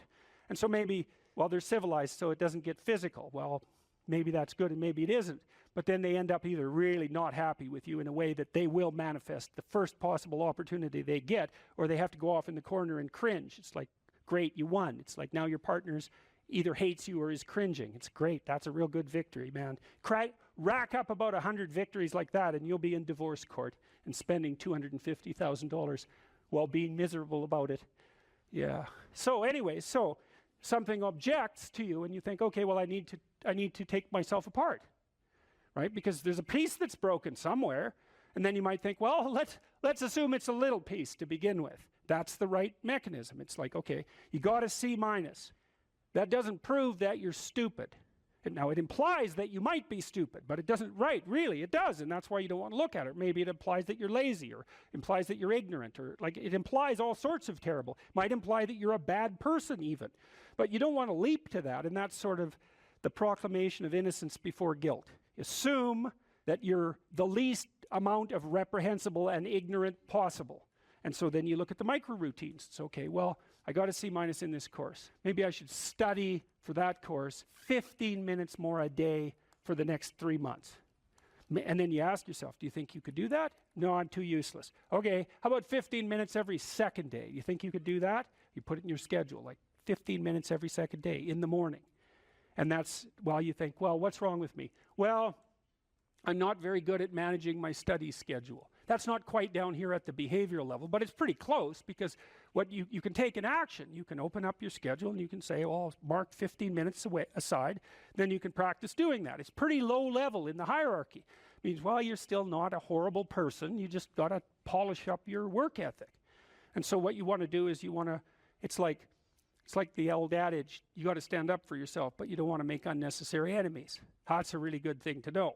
It's like, shut the hell up most of the time, but now and then you don't shut up because it's time to say something. You don't want to make unnecessary enemies, though. Well, you don't want to take yourself apart any more than is absolutely necessary. Start little, and you do that with people around you too. Like if you have a child, and the child does something that isn't right, then you think, okay, minimal necessary intervention. What can we do to decrease the probability that that's going to occur in the future? So, and that's a good thing to know with children. It's also a good thing to know with your partners. You're having an argument with them. It's like, okay, what the hell do you want? What's the minimum thing you can request from them that would satisfy you? And the evil part of your soul is going to be, I want them cringing in a corner. It's like, yeah, get that stuff under control, man. See if you can figure out what that person could offer you that would be minimal that you would accept. And then tell them that. It's like, here's the words I would like you to say in the apology I would like you to formulate, assuming that you think you did something wrong. We have to argue about that because maybe you didn't. But if you did, I want to specify it precisely and narrowly, and I want to give you an escape route. And you know, you might only be able to do it badly because you're still mad. So you apologize half-heartedly. It's like you get a pat on the head for that. Good. Next time it'll be 51%, not half-heartedly. Right? So it's careful training. It's careful training of yourself and other people with the goal in mind, but also with the least amount of harshness possible. And then the other thing to do as well, and this is also true for you, and this is something I learned from studying the behaviorists, is like watch the people around you like a hawk. Whenever they do something that you think is good, you tell them. That's wisdom, man. You'll get so far with that you cannot bloody well believe it. Because most people, you know, they're afraid of any number of things. But one of the things they're really afraid of is that now and then they'll creep out of their cynical shell and try to do something good. You know, it's like they're popping out this thing that's unbelievably vulnerable. They'll try to do something good and creep right back into their persona. And they'll look around, see if anyone noticed. And sometimes they'll get punished for it, and then, well, then they won't do it again, so don't do that. But then, now and then you think, hey, I saw you do this. That was actually pretty good. And they think, oh, wow, someone noticed. You know, it's like, wow. And then they'll think, yeah, I could do that again. And if you want to live with someone for a long period of time, I would say every time they do something that you would like them to do more of, number one, notice. Number two, tell them, right? Because I know you don't want to, because you really want to dominate them, and you don't want them thriving, because then they'd be competition to you, and you wouldn't be able to go complain to your mother about what a miserable partner you have, and you know how delightful that is. So you have to forego all that pleasure if you actually helped your person develop. So you got to get over all that. It's really annoying. So, you know, you've got this person pegged as, yeah, you're stuck with them, and, you know, maybe it's the best you can do, but you got one eye open. And then every time they do something good, you don't want to notice, because if that elevated them a little bit, you wouldn't be able to feel so resentful and miserable and keep your eye open for the next possible affair. And that is what people are like. That is what people are like, and that's what you're like, too. That's what people are like. So you got to decide if that's what you want, or you want to help the person that you're with grow, you know. Now, it's dangerous, because they might outshine you. Well, good. Then you have someone to compare yourself to. That'd be a good deal. It's really rough with kids, you know, because parents will stop their children from succeeding beyond them. They get jealous. And then they'll put them down. And then they have kids that do not like them. And they'll pay for it.